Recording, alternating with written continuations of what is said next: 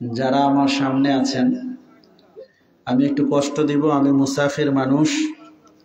মুসাফিরের বড় একটা পুঁজি হলো তার দোয়া কবুল হয়।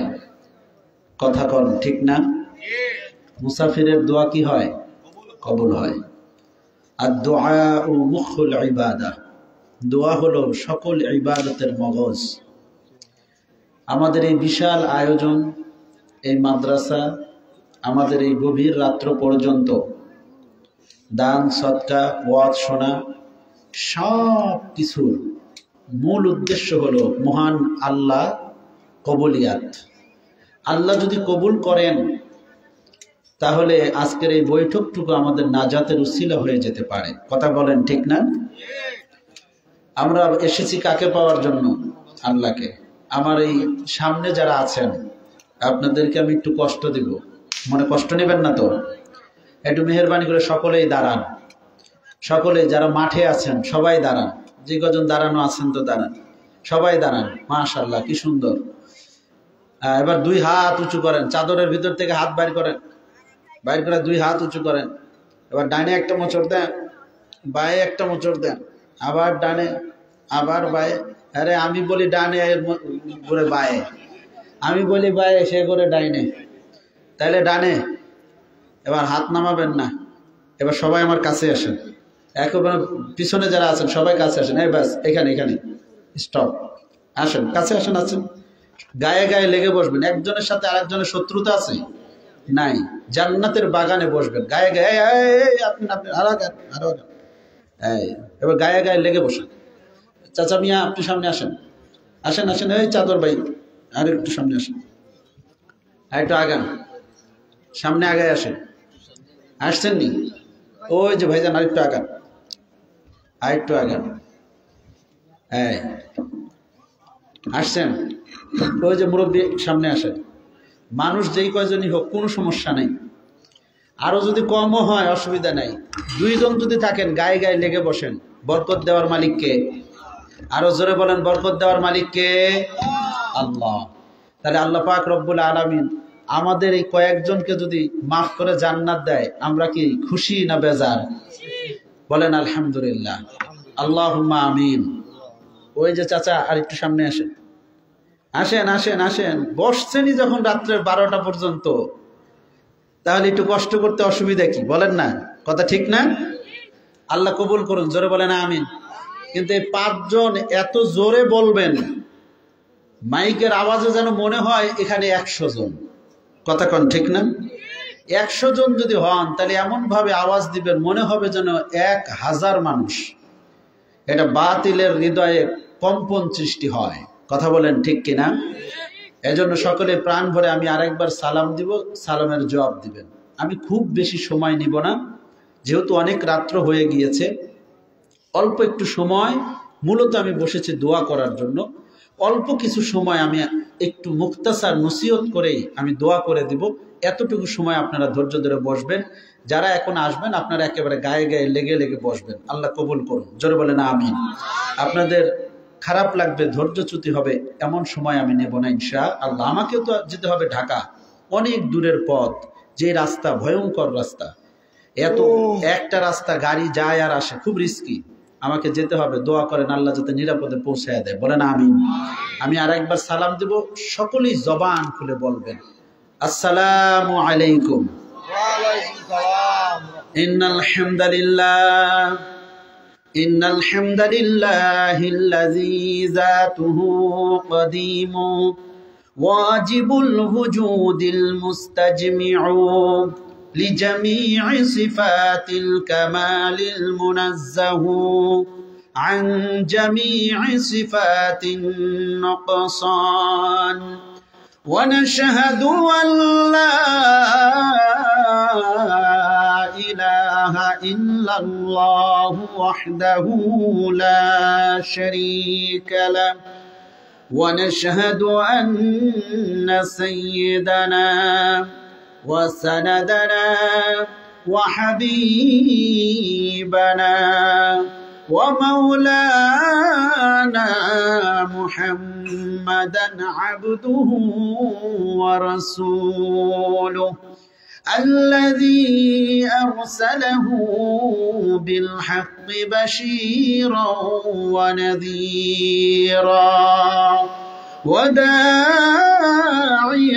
إلى الله بإذنه وسراجا وقمرا منيرا أما بعد فقد قال الله تعالى في كلامه المجيد وفرقانه الحميد أعوذ بالله من الشيطان الرجيم بسم الله الرحمن الرحيم والذين آمنوا وعملوا الصالحات أولئك أصحاب الجنة هم فيها خالدون صدق الله العظيم وقال رسول الله صلى الله عليه وسلم بني الإسلام على 5 شهادة أن لا إله إلا الله وأن محمدا عبده ورسوله وإقام الصلاة وإيتاء الزكاة وحج البيت وصوم رمضان أو كما قال عليه الصلاة والسلام وقال تعالى في شان حبيبه آمرا ومخبرا إن الله وملائكته يصلون على النبي يا أيها الذين آمنوا صلوا عليه وسلموا تسليما اللهم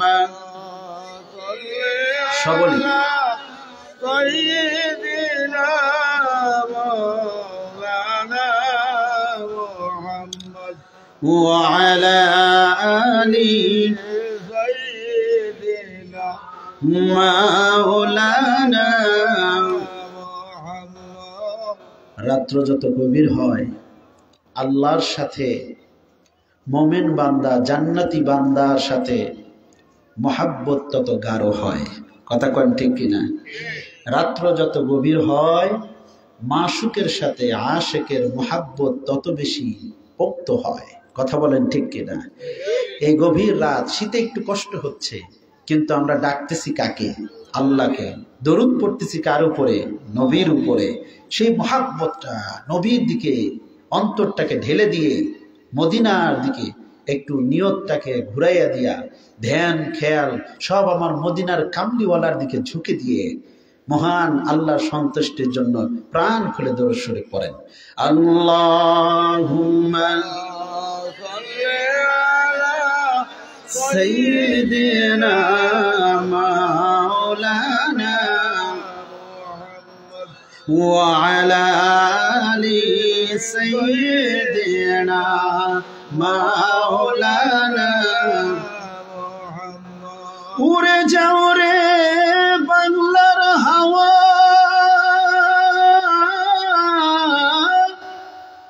ওই না সোনার মদিনা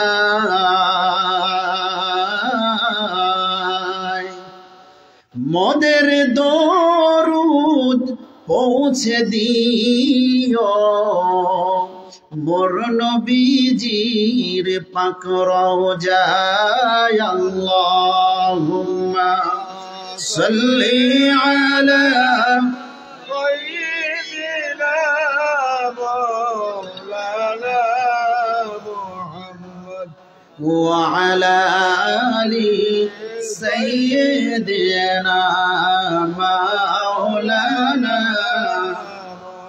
একটু মহব্বতে আল্লাহর জিকির করেন, লা ইলাহা ইল্লাল্লাহ, জোরে লা ইলাহা ইল্লাল্লাহ, লা ইলাহা ইল্লাল্লাহ, লা ইলাহা লা ইলাহা ইল্লাল্লাহ, লা ইলাহা ইল্লাল্লাহ, লা ইলাহা ইল্লাল্লাহ, লা ইলাহা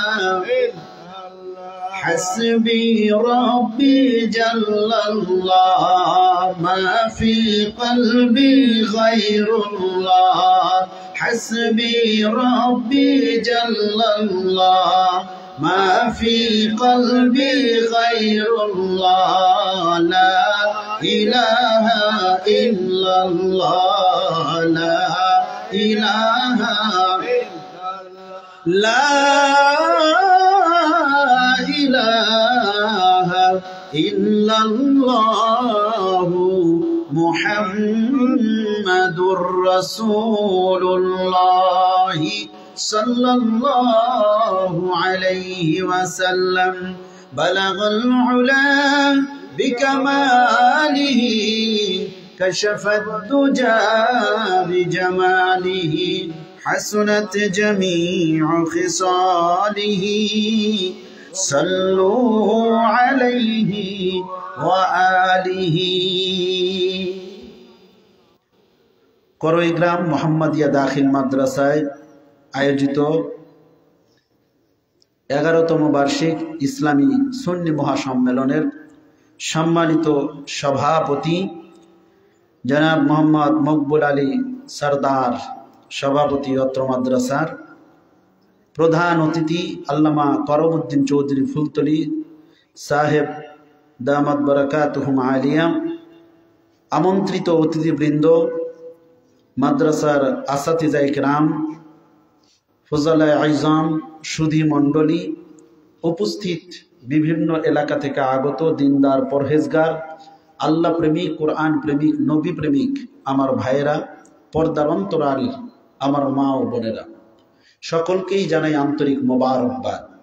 প্রথমেই সেই মাবুদের দরবারে শুকরিয়া আদায় করি যে আল্লাহ তাআলা আমাকে আপনাকে নিরাপদে সকল প্রকার বিপদ আপদ মুসিবত ব্যস্ততাকে পাশ কাটিয়ে আল্লাহ এই জান্নাতের বাগানে কিছু সময় অবস্থান করার সুযোগ দান করেছেন। সেই মাবুদের দরবারে শুকরিয়া তান সকলেই একবার আওয়াজটাকে বড় করে বলেন আলহামদুলিল্লাহ। লাখো কোটি দরুদ এবং সালাম সরকারে দো জাহা রহমাতুল লিল আলামিন রউফুর রহিম, মানবতার মুক্তির দূত, মদিনার কামলিওয়ালা, সরকারে দো জাহা, ইমামুল মুরসালিন, ইমামুল আম্বিয়া, খাতামুন নবিয়্যিন, হাবিবুল্লাহ নবীজি মুহাম্মদুর রাসূলুল্লাহ সাল্লাল্লাহু আলাইহি ওয়াসাল্লামের উপর যার উম্মত হতে পেরেছি বিদায় আমরা সবচেয়ে বেশি মর্যাদায় অধিষ্ঠিত হতে পেরেছি। এজন্য শুকরিয়া তান সকলেই সমস্যার আওয়াজটাকে বড় করে বলি আলহামদুলিল্লাহ। আপনাদের আওয়াজ একটু কম হবে, এটাই স্বাভাবিক। এক লোক গেছে হোটেলে খাইতে। কোথায় গেছে? হোটেলে। আপনারা যান না খাবার খেতে? খাবার খেতে গেছে, বলছে বাবা ভাত দাও। ভাত দিয়েছে। ভাত দেওয়ার পরে বলছে বাবা একটু সালাদ আছে? বলে সালাদও আছে। শশা দিছে 2 পিস, গাজর দিছে 1 পিস, সাথে লেবু দিছে 1 পিস। দেয় কি দেয় না? আপনাদের এই হোটেলে দেয়? এই এলাকায় দেয়। তাই সবকিছু নিচে, সারাদিন না খাওয়া ক্ষুধার্ত মানুষ, লেবুতে যখন চিপ দিছে দেখে কোনো রস নাই। তো এখন বলছে যে আমি কি লেবু দিলাম, এর কোনো রস কষ নাই। তো এখন ম্যানেজার বলছে যে যে দিছে তারা বলছে ডাক দিছে, এই কাস্টমারের সাথে খারাপ আচরণ করছো, কি একটা লেবু দিছো, কোনো রস নাই। কয় রস থাকবে কেমনে? সকাল থেকে এই পর্যন্ত 7 জনে খাইছে। ওই লেবু কয়জনে খাইছে? 7 জনে এই লেবু চিপছে। 7 জনে খাওয়ার পরে এখন কি আর ছোকলা ছাড়া কিছু থাকে? বলে কয় কি সকাল থেকে 7 জনে চিপসে বেড়া, সেইটাই যে রস থাকবে কোত্থেকে? 1 ফোঁটাও তো থাকবে না। এটাই তো স্বাভাবিক। তাই আপনাদেরকে এই দুপুর থেকে নিয়ে এই পর্যন্ত অন্তত 15 জনে চিপসে। কথা কন ঠিক কিনা? আপনাদের রস কষ নাই। আমি কথা বললে কোনো জবাব নাই, কারণ আপনাদের ভিতরে এখন আর কোনো সামান্য এক ফোঁটা রসও নাই যেটা আমি চাপ দিলে বেরোবে। একটু রসকে একটু চিপে হইলেও দেওয়া যাবে? যাবে? এত একটু পাওয়া গেছে, বলেন আলহামদুলিল্লাহ। আপনি মনে হয় সকাল থেকে ছিলেন না, না এ কেবল আসছেন, ধরা খাইছে, কথা কন ঠিক না? একটু তাকবীর হবে নাকি? নারায়ে তাকবীর। এত কিছুটা হয়েছে, আরো জোরে নারায়ে তাকবীর, নারায়ে রিসালাত। আপনারটাই সবচেয়ে বেশি শক্তি, এই ইয়াং জেনারেশন সব ফেল, কথা কন ঠিক না? গেছিলাম উমরায় মক্কায়, তো গাড়িতে বসছি, গাড়ির ড্রাইভার হলো মিশরি। ড্রাইভার কোথাকার? মিশরি ড্রাইভার। তা আমি ওখানে গিয়ে তাকবীর দেই, নারায়ে তাকবীর। আমাদের বাঙালি সবাই বলে আল্লাহু আকবার। এখন ড্রাইভার বলে তুমি কি তাকবীর দাও, তোমার তো তাকবীর হয় না। তো মিশরি ড্রাইভার, আমি বললাম তো আমরা তো তাকবীর বাংলাদেশে এইভাবেই দিই। তাই কয় আবার দাও, দিলাম তাকবীর, আবার নারায়ে তাকবীর। আপনারা দেন নারায়ে তাকবীর। এর বাইরে কি আর কোনো আছে আওয়াজ বা তাকবীর আছে? এমন বললো যে না, হয় না। আমি বললাম তো 3 বার বলার পর আমি বললাম তুমি বলো তাকবীর কিভাবে দিতে হয়। তো ও বললো তুমি দাও তাকবীর শুরু করো। আমি বললাম নারায়ে তাকবীর। ড্রাইভার বলে আল্লাহু আকবার। লাইন বুঝছেন? সিস্টেম কি? আল্লাহু আকবার। হাতটারে মুষ্টিবদ্ধ করে এইভাবে ধরে আল্লাহু আকবার। আমি বললাম তুমি যে এরকম মরার মতন বলো আল্লাহু আকবার, আল্লাহ হলেন বড় রাজাধিরাজ। তুমি যখন আল্লাহু আকবার বলবা, আল্লাহ যেমন বড় মহান, তার নামটা নেওয়ার সময় তোমার মধ্যেই যদি জোশ না থাকে, তাহলে আল্লাহু আকবার যে এটা পাওয়ারফুল, এটা বোঝা যাবে কিভাবে? কথা কোন ঠিক কিনা? তাহলে আমি বললাম যে তোমার কাছ থেকে আজকে তাকবীর দেওয়া শিখলাম, কথা কোন ঠিক না? তাহলে কিভাবে তাকবীর দিতে হবে? নারায়ে তাকবীর বলে আল্লাহু আকবার। পারবেন? একটু প্র্যাকটিস করি।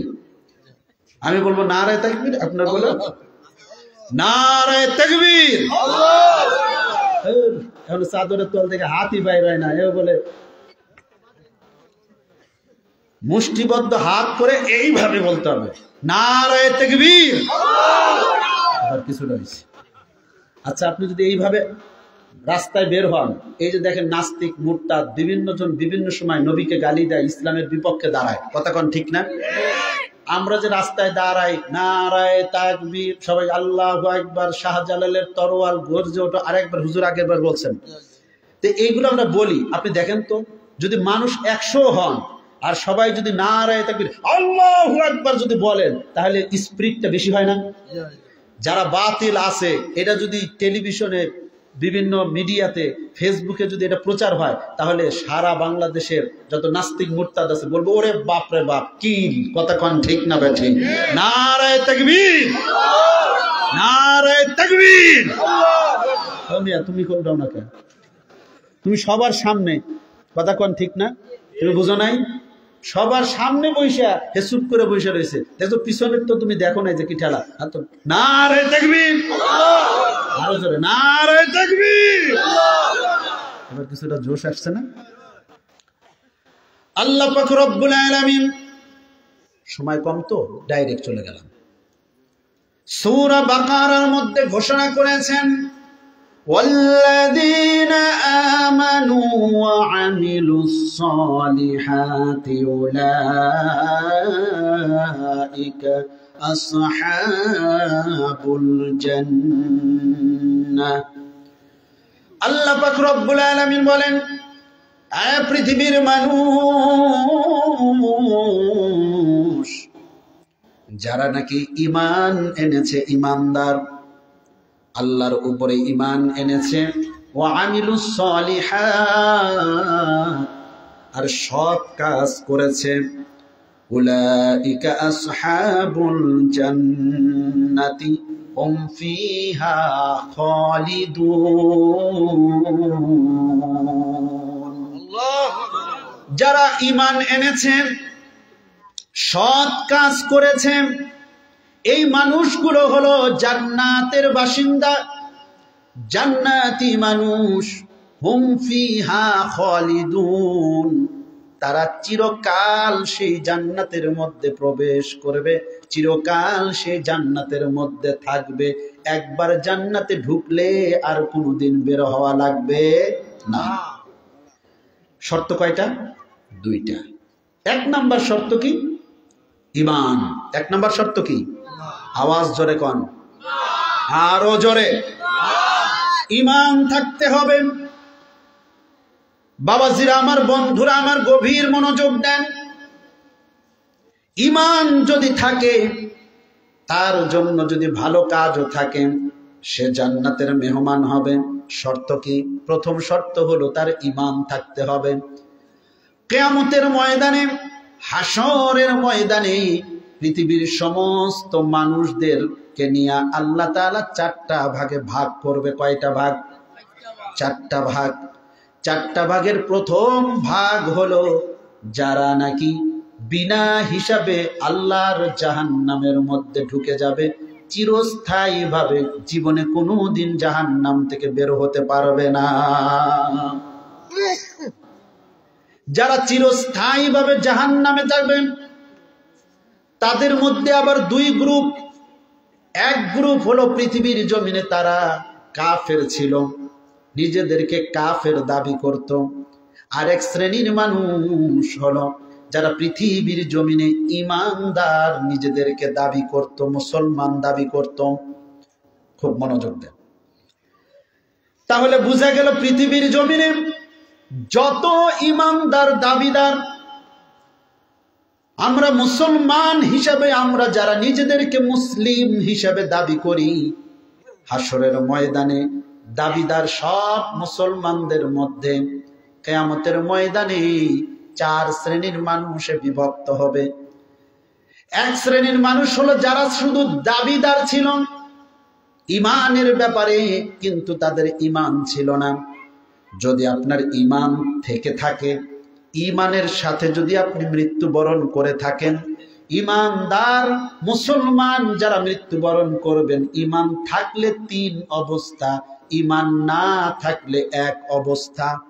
অবস্থা কোনটা ভালো, এক না তিন? তিন। মাশাআল্লাহ, কে জবাব দিছে? শাবাশ।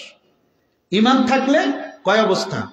তিন অবস্থা। আর ঈমান না থাকলে এক অবস্থা। গভীর মনোযোগ দেন বাবারা আমার, বন্ধুরা আমার। ঈমানদার ব্যক্তি, তাদের তিনটা অবস্থা হবে। যিনি মৃত্যুর সময় তার ঈমান ছিল না, ঈমান থেকে খারিজ হয়ে গেছে, তার একটা অবস্থা চিরস্থায়ী, ডাইরেক্ট জাহান্নাম, কোনো সুপারিশ নাই। পৃথিবীর জমিনে আল্লাহর নবী জানিয়েছেন ওযু ভঙ্গের কারণ আছে, নামাজ ভঙ্গের কারণ আছে, বাবা হজ ভঙ্গের কারণ আছে না নাই? হজ ভঙ্গ হয় কিনা? ওযু ভঙ্গ হয় কিনা? নামাজ ভঙ্গ হয় কিনা? তাহলে ঈমানও ভঙ্গ হইতে পারে কিনা? ঈমান ভঙ্গের কারণ থাকতে পারে কিনা? বাবাজিরা আমার, বন্ধুরা আমার, আমরা সবাই দাবিদার মুসলমান। আমরা মুসলমান, আমরা নিয়ত করেছি নামাজ পড়ব। কি কি কাজ নামাজের মধ্যে করলে নামাজটা ভেঙে যায়, এটা একজন নামাজি মানুষের জানা দরকার আছে না নাই? কি কি কাজ করলে ওযু ভেঙে যায়, একজন ঈমানদার ব্যক্তির জন্য এটা জানা দরকার আছে না নাই? তাহলে বাবা, যে ঈমান যদি থাকে, নামাজ আছে, ঈমান যদি থাকে, রোজা আছে, হজ আছে, যাকাত আছে, ঈমান যদি থাকে, জান্নাতে যাওয়ার আশা আছে। কথা কোন ঠিক না বেঠিক? তাহলে সেই ঈমান ভঙ্গেরও কারণ থাকতে পারে কি পারে না? পারে। বাবাজিরা আমার, বন্ধুরা আমার, ঈমান ভঙ্গের সাতটা বিষয় যদি কারো মধ্যে একটাও থাকে, তাহলে সঙ্গে সঙ্গে তার ঈমান নাই। ঈমান যদি থাকে তিন অবস্থা। কয় অবস্থা? তিন অবস্থা। এক নম্বরের অবস্থা হলো ইমানদার মুত্তাকি আল্লাহর রহমতে সরাসরি জান্নাতের মেহমান হয়ে যাবে, বিনা হিসাবে আল্লাহর জান্নাতের মেহমান, তার কোনো হিসাব নাই, চিরস্থায়ী জান্নাতের মধ্যে ঢুকে যাবে। জোরে বলেন আল্লাহুম্মা আমিন। আল্লাহ আমাদেরকে ডাইরেক্ট বিনা হিসাবে আল্লাহ জান্নাতে যাওয়ার তৌফিক দিন। জোরে কোন আমিন। আমিন। এত মরার মতো আস্তে করে বললেন, মনে হয় একবারে ডাইরেক্ট জান্নাতে যাওয়ার ইচ্ছা আছে। জোরে সরে বলেন আল্লাহুম্মা আমিন। তাহলে না বুঝা গেল যে আপনি চান। কথা কোন ঠিক না? 2 নাম্বার অবস্থা হলো ইমানদার, ইমান যদি থাকে। 2 নাম্বার অবস্থা হলো এমন কিছু মানুষ ইমানদার মুসলমান পৃথিবীর জমিনে, যারা ভালো কাজও করেছে আবার মন্দ কাজও করেছে, নেক আমলও করেছে আবার বদ আমলও করেছে।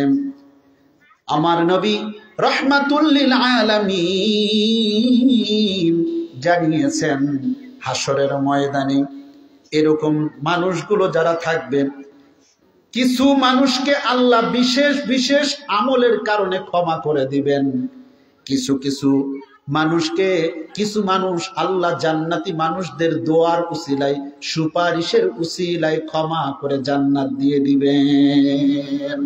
সুবহানাল্লাহ। এর 2 নাম্বারের স্তর। 3 নাম্বারের স্তরের হলো 4টা গুনাহ আছে এমন, যে 4টা গুনাহ যদি কেউ করে, তাহলে যদিও সে ইমানদার, কিন্তু এই 4টি গুনার কারণে তাকে অবশ্যই জাহান্নামের মধ্যে ঢুকতে হবে। তার কোনো সুপারিশ নাই, তার পক্ষে কোনো ক্ষমা নাই, ডাইরেক্ট তো জান্নাতে যেতে পারবেই না, তাকে প্রথম চান্সে জাহান্নামে যেতে হবে, তবে ক্ষণস্থায়ী।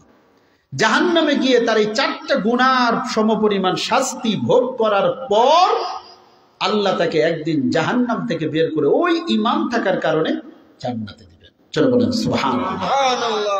তাহলে ঈমান যদি থাকে, তাহলে তার 3টার যে কোনো একটা অবস্থায় সে একবার না একবার জান্নাতে যাবে। কিন্তু ঈমান যদি না থাকে, তার জান্নাতে যাওয়ার কোনো সুরত নাই। বাবাজিরা আমার, বন্ধুরা আমার, 7টি কারণে ঈমান চলে যায়। জীবনের প্রতিটা নেক আমল করেছেন, প্রতিটা কাজ যেরকম ভঙ্গ হয়ে যায়। নামাজের মধ্যে যদি কেউ ডান দিকে ঘুরে, বাম দিকে ঘুরে, 2 হাতে কোনো কাজ করে, আমলে কাসির করলে তার নামাজটা ভেঙে যায়। কথা কোন ঠিক না বেঠিক? যদি কেউ রোজা রাখেন, সুবহে সাদিক থেকে শুরু করে সূর্য অস্ত পর্যন্ত, দিনের বেলায় একা হোক, যৌথভাবে হোক, ঘরের মধ্যে হোক, অন্ধকারের মধ্যে হোক, যদি কিছু ইচ্ছা করে খেয়ে ফেলে, তার রোজা আর থাকে না, রোজা ভেঙে যায়। কথা কোন ঠিক কিনা? তদ্রূপ একজন ইমানদার মুসলমান আল্লাহকে আল্লাহ বলে স্বীকার করার পরে, নবীকে রাসূল, শেষ রাসূল বলে স্বীকার করার পরে, যদি 7টা কাজ, কোনো একটা কাজ যদি তার দ্বারা প্রকাশিত হয়, সাথে সাথে তার ঈমানটা চলে যায়, সে কাফের হয়ে যায়। কয়টা কাজ? আওয়াজ দেন। 7টা। বুঝেন নাই আমার কথা? কয়টা? আরো জোরে। 7টা। বাবাজিরা আমার, বন্ধুরা আমার, এই 7টি বিষয় জানা দরকার আছে না নাই? আমরা দাবি করি ইমানদার, কিন্তু ঈমান কখন চলে গেছে আমার জানা নাই। ঈমানকে ধরে রাখতে হবে, ইমানদার হয়ে কবরে যেতে হবে, তাহলে নাজাতের আশা করা যায়। এজন্য ইমানদার মুসলমান পৃথিবীর জমিনে একজন মানুষের জন্য সবচাইতে দামি সম্পদ হলো তার ঈমান। কিন্তু আজকে মুসলমান, আমরা ঈমান কিভাবে ভঙ্গ হয়, ঈমান কিভাবে ধরে রাখতে হয়, সেই ব্যাপারে আমাদের জানা অধিকাংশ মানুষের নাই। কথা কোন ঠিক কিনা? 1 নাম্বার হলো শিরক। কেউ যদি আশ-শিরকু ফিল ইবাদা, কেউ যদি আল্লাহর ইবাদতের মধ্যে যদি শিরক করে, শিরক করার সাথে সাথে তার ঈমানটা চলে যায়, সে মুশরিক হয়ে যায়। এখন শিরক কেউ করতেছি কিনা এটা জানা দরকার আছে না নাই? শিরক ইবাদতের মধ্যে শিরক, তাহলে ইবাদতটা কি? মহান আল্লাহ পাক রব্বুল আলামিনকে সন্তুষ্ট করার জন্য আল্লাহর যে বিধানগুলো ইবাদত হিসাবে, আল্লাহর নির্দেশ হিসাবে আমরা যে কর্মগুলো সম্পাদন করি ওগুলো হলো আল্লাহর জন্য ইবাদত করা। ওই ইবাদতের মধ্যে যদি কেউ শিরক করে ফেলে, আল্লাহর সাথে কাউকে শরীক করে ফেলে, তাহলে সে মুশরিক হয়ে যাবে, সাথে সাথে তার ঈমান থেকে নামটা কাটা হয়ে যাবে। সে নিজেও জানে না যে কখন সে বেঈমান হয়ে গেছে। কথা কোন ঠিক কিনা? গভীর মনোযোগ দেন। হযরত ইব্রাহিম আলাইহিস সালাতু ওয়াস সালাম কাবা ঘর নির্মাণ করলেন, পুত্র ইসমাইলকে সঙ্গে নিয়ে কাবা ঘর নির্মাণ করলেন। কাবা ঘর নির্মাণ কমপ্লিট করে পৃথিবীর মানুষদেরকে হজের জন্য দাওয়াত দিলেন। কিসের জন্য? আওয়াজ বোঝেন না আপনারা? কিসের জন্য? হজের জন্য দাওয়াত দিলেন। ইব্রাহিম সাফা পাহাড়ের উপরে, কেউ বলেছেন জাবালে আবু কুবাইস পাহাড়ের উপরে দাঁড়াইলেন। আল্লাহ পাক রব্বুল আলামিন বললেন, ইব্রাহিম তুমি দাওয়াত দাও মানুষদেরকে হজের জন্য। নবী ইব্রাহিম আলাইহিস সালাম বললেন, মালিক এই মরুভূমির মধ্যে পাহাড় বালি ছাড়া আর তো কোনো মানুষ নাই, আমি আর ইসমাইল, দুই একটা পশু পাখি ছাড়া তো আর কেউ নাই, কে শুনবে আমি ইব্রাহিমের ডাক? আল্লাহ পাক রব্বুল আলামিন বললেন, ইব্রাহিম তোমার দায়িত্ব হলো ডাক দেয়া।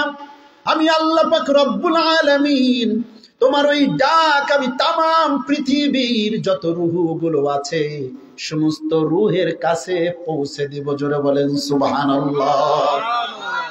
ইব্রাহিম নবী ডাক দিলেন, আল্লাহ সমস্ত রূহ যারা মায়ের পেটে আছে, পৃথিবীর যেই প্রান্তেই থাকুক, রূহের জগতে থাকুক, সবার কাছে ইব্রাহিমের ডাকটা আল্লাহ পৌঁছে দিলেন। জোরে বলেন সুবহানাল্লাহ।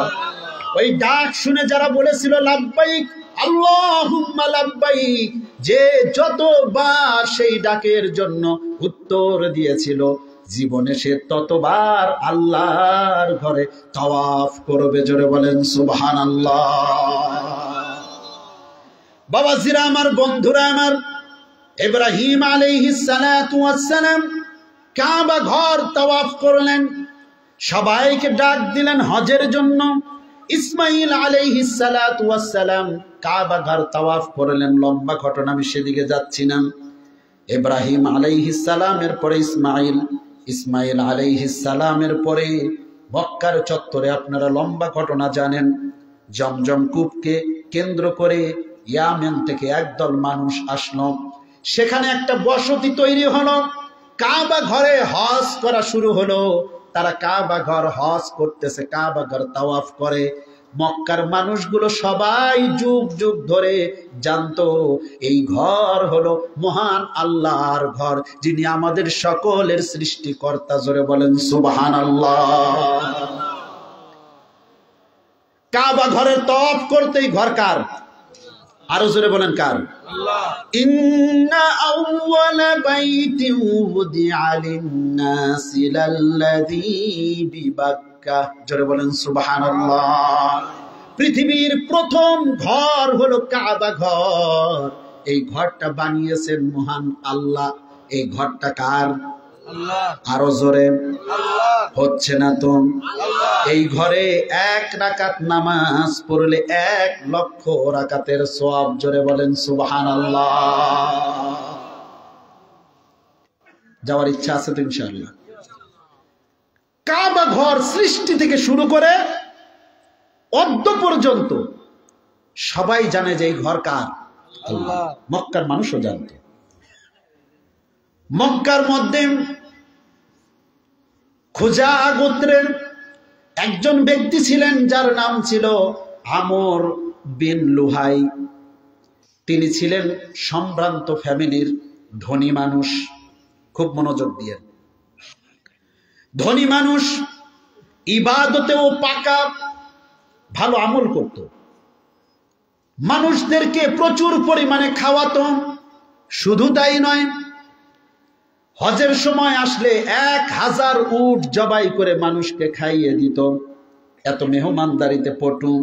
খেয়াল করেন আমাদের দেশে সমাজে আমরা দেখি যে মানুষটা মানুষকে দান করে বেশি, মানুষকে সাহায্য করে, সমাজের মানুষের কল্যাণের জন্য কাজ করে, রাস্তা বানিয়ে দেয়, কালভার্ট বানিয়ে দেয়, ব্রিজ বানাইয়া দেয়, তার কথা মানুষ কম শোনে না বেশি শোনে? এই তো বুঝছেন, কম শোনে না বেশি শোনে? বেশি শোনে। যখন একজন মানুষ ধনী মানুষ প্রতিবেশী এলাকার মানুষের খোঁজ খবর নেয়, তিনি যদি একটা কথা বলেন এলাকার সব মানুষগুলো তার কথা শোনে, তার মুখাপেক্ষী হয়ে যায়। আমর ইবনে লুহাই তিনি ছিলেন তেমন একজন মানুষ, নিজেও ভালো, আল্লাহর ঘরে হজ করতেন, কাবা ঘর তাওয়াফ করতেন, মানুষদেরকে কাবা ঘরের হুরমত সম্পর্কে জানাতেন। তিনি গেলেন শামে গেলেন ব্যবসা বাণিজ্যের উদ্দেশ্যে। সেই জায়গায় গিয়ে দেখেন শাম দেশের কিছু মানুষ এমন একটা মূর্তির পূজা করতেছে, হাবল নামক একটা মূর্তির পূজা করে। জিজ্ঞেস করলো, এই মূর্তি বা এই পাথরের পূজা করো তোমরা, কারণ কি? ওখানকার সকলে বলল, শোনো আরবের বণিক, তুমি শোনো, এটা হলো এমন একটা মূর্তি, এমন একটা পাথর, তার কাছে যদি আমরা প্রার্থনা করি, আমাদের বৃষ্টির প্রয়োজন হলে বৃষ্টি দেয়, আমাদের কোনো ভালো কিছুর প্রয়োজন হলে তার কাছে চাইলে আমরা পেয়ে যাই, আমাদের ভালো মন্দ বৃষ্টি ওয়ানা বৃষ্টি এই পাথরের কাছে, হাবলের কাছে চাইলে আমাদের পূরণ হয়ে যায়। ইবলিস শয়তান বসে নাই, কথা কোন ঠিক কিনা? প্রত্যেক যুগে ইবলিস শয়তান খুঁজতো এমন মানুষ, যে মানুষটাকে দিয়া জাতিকে ধ্বংস করা যায়। এটা ইবলিসের একটা কৌশল। ইবলিস চিন্তা করে দেখলো, এই সমাজে আরবের মানুষগুলো যেইভাবে আমর ইবনে লুহাইকে গ্রহণ করেছে, এইটারে যদি পথভ্রষ্ট করা যায় তাহলে গোটা জাতিটা পথভ্রষ্ট হবে। কথা বলেন ঠিক না বেঠিক? শয়তান ওয়াসওয়াসা দিল, আমর তুমি দেখো, লক্ষ্য করে আল্লাহ পাক রব্বুল আলামিন হাজার হাজার নবী এবং রাসূল পাঠিয়েছেন এই শামের মধ্যে, সিরিয়ার মধ্যে হাজার হাজার লক্ষাধিক নবী রাসূল আল্লাহ এই দেশে প্রেরণ করেছে। এই দেশের মানুষগুলো নবীওয়ালা মানুষ, নবীদের বংশ বিস্তারের মানুষ, এরা বড় বুজুর্গ, বড় ইবাদত গুজার। এই দেশে নবী রাসূলের আগমন ঘটেছে বেশি। তারা যেহেতু এই মূর্তির পূজা করে, তারা তো আর ভুল করবে না। তুমিও এই হাবলটারে নিয়া মক্কার মানুষদের জন্য একটা কল্যাণকর কাজ করো। ইবলিস বুদ্ধি দিছে। এরকম বুদ্ধি আছে না নাই? আমর ইবনে লুহাই তিনি চিন্তা করলেন, কথা ঠিক, ডেকে বললেন, আমারও একটা মূর্তি দাও। হাবল নামক একটা মূর্তি নিয়ে আসলেন মক্কার চত্বরে, কাবা ঘরের পাশে প্রথম এই লোকটা মূর্তিটারে স্থাপন করলো। বাবাজিরা আমার, বন্ধুরা আমার, গভীর মনোযোগ দেন।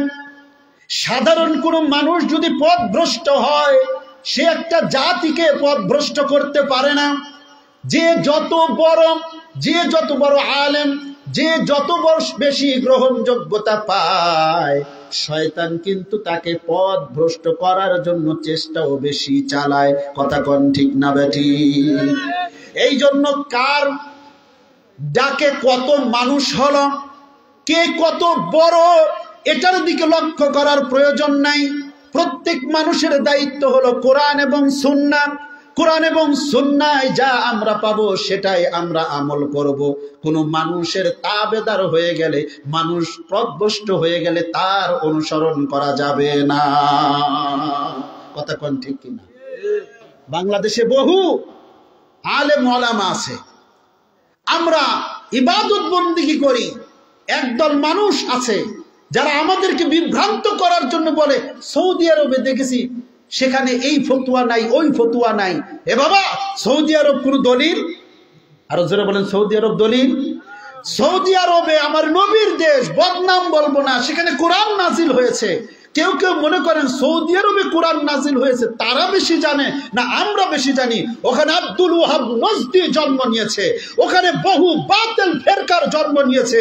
তাদেরকে যদি শুধু সৌদি মনে করে যদি অনুসরণ করো, তুমিও পথভ্রষ্ট হবা, বেশি দিন লাগবে না। কথা বলেন ঠিক না বেঠিক? বাংলাদেশ আউলিয়া কিরামের দেশ, আলেম ওলামার দেশ, শাহজালাল ইয়ামিনী রাহমাতুল্লাহি আলাইহির দেশ, খান জাহান আলী রাহমাতুল্লাহি আলাইহির দেশ।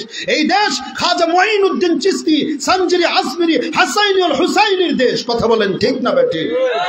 এই দেশে আউলিয়া কিরামগণ তারা চোখের পানি সিক্ত করে, তাদের মাথার ঘাম পায়ে ফেলে, তাদের আমল আখলাক নবী প্রেম ইখলাস মুহাব্বত দিয়ে ভালোবাসা দিয়ে এই বাংলার জমিনকে আবাদ করেছে।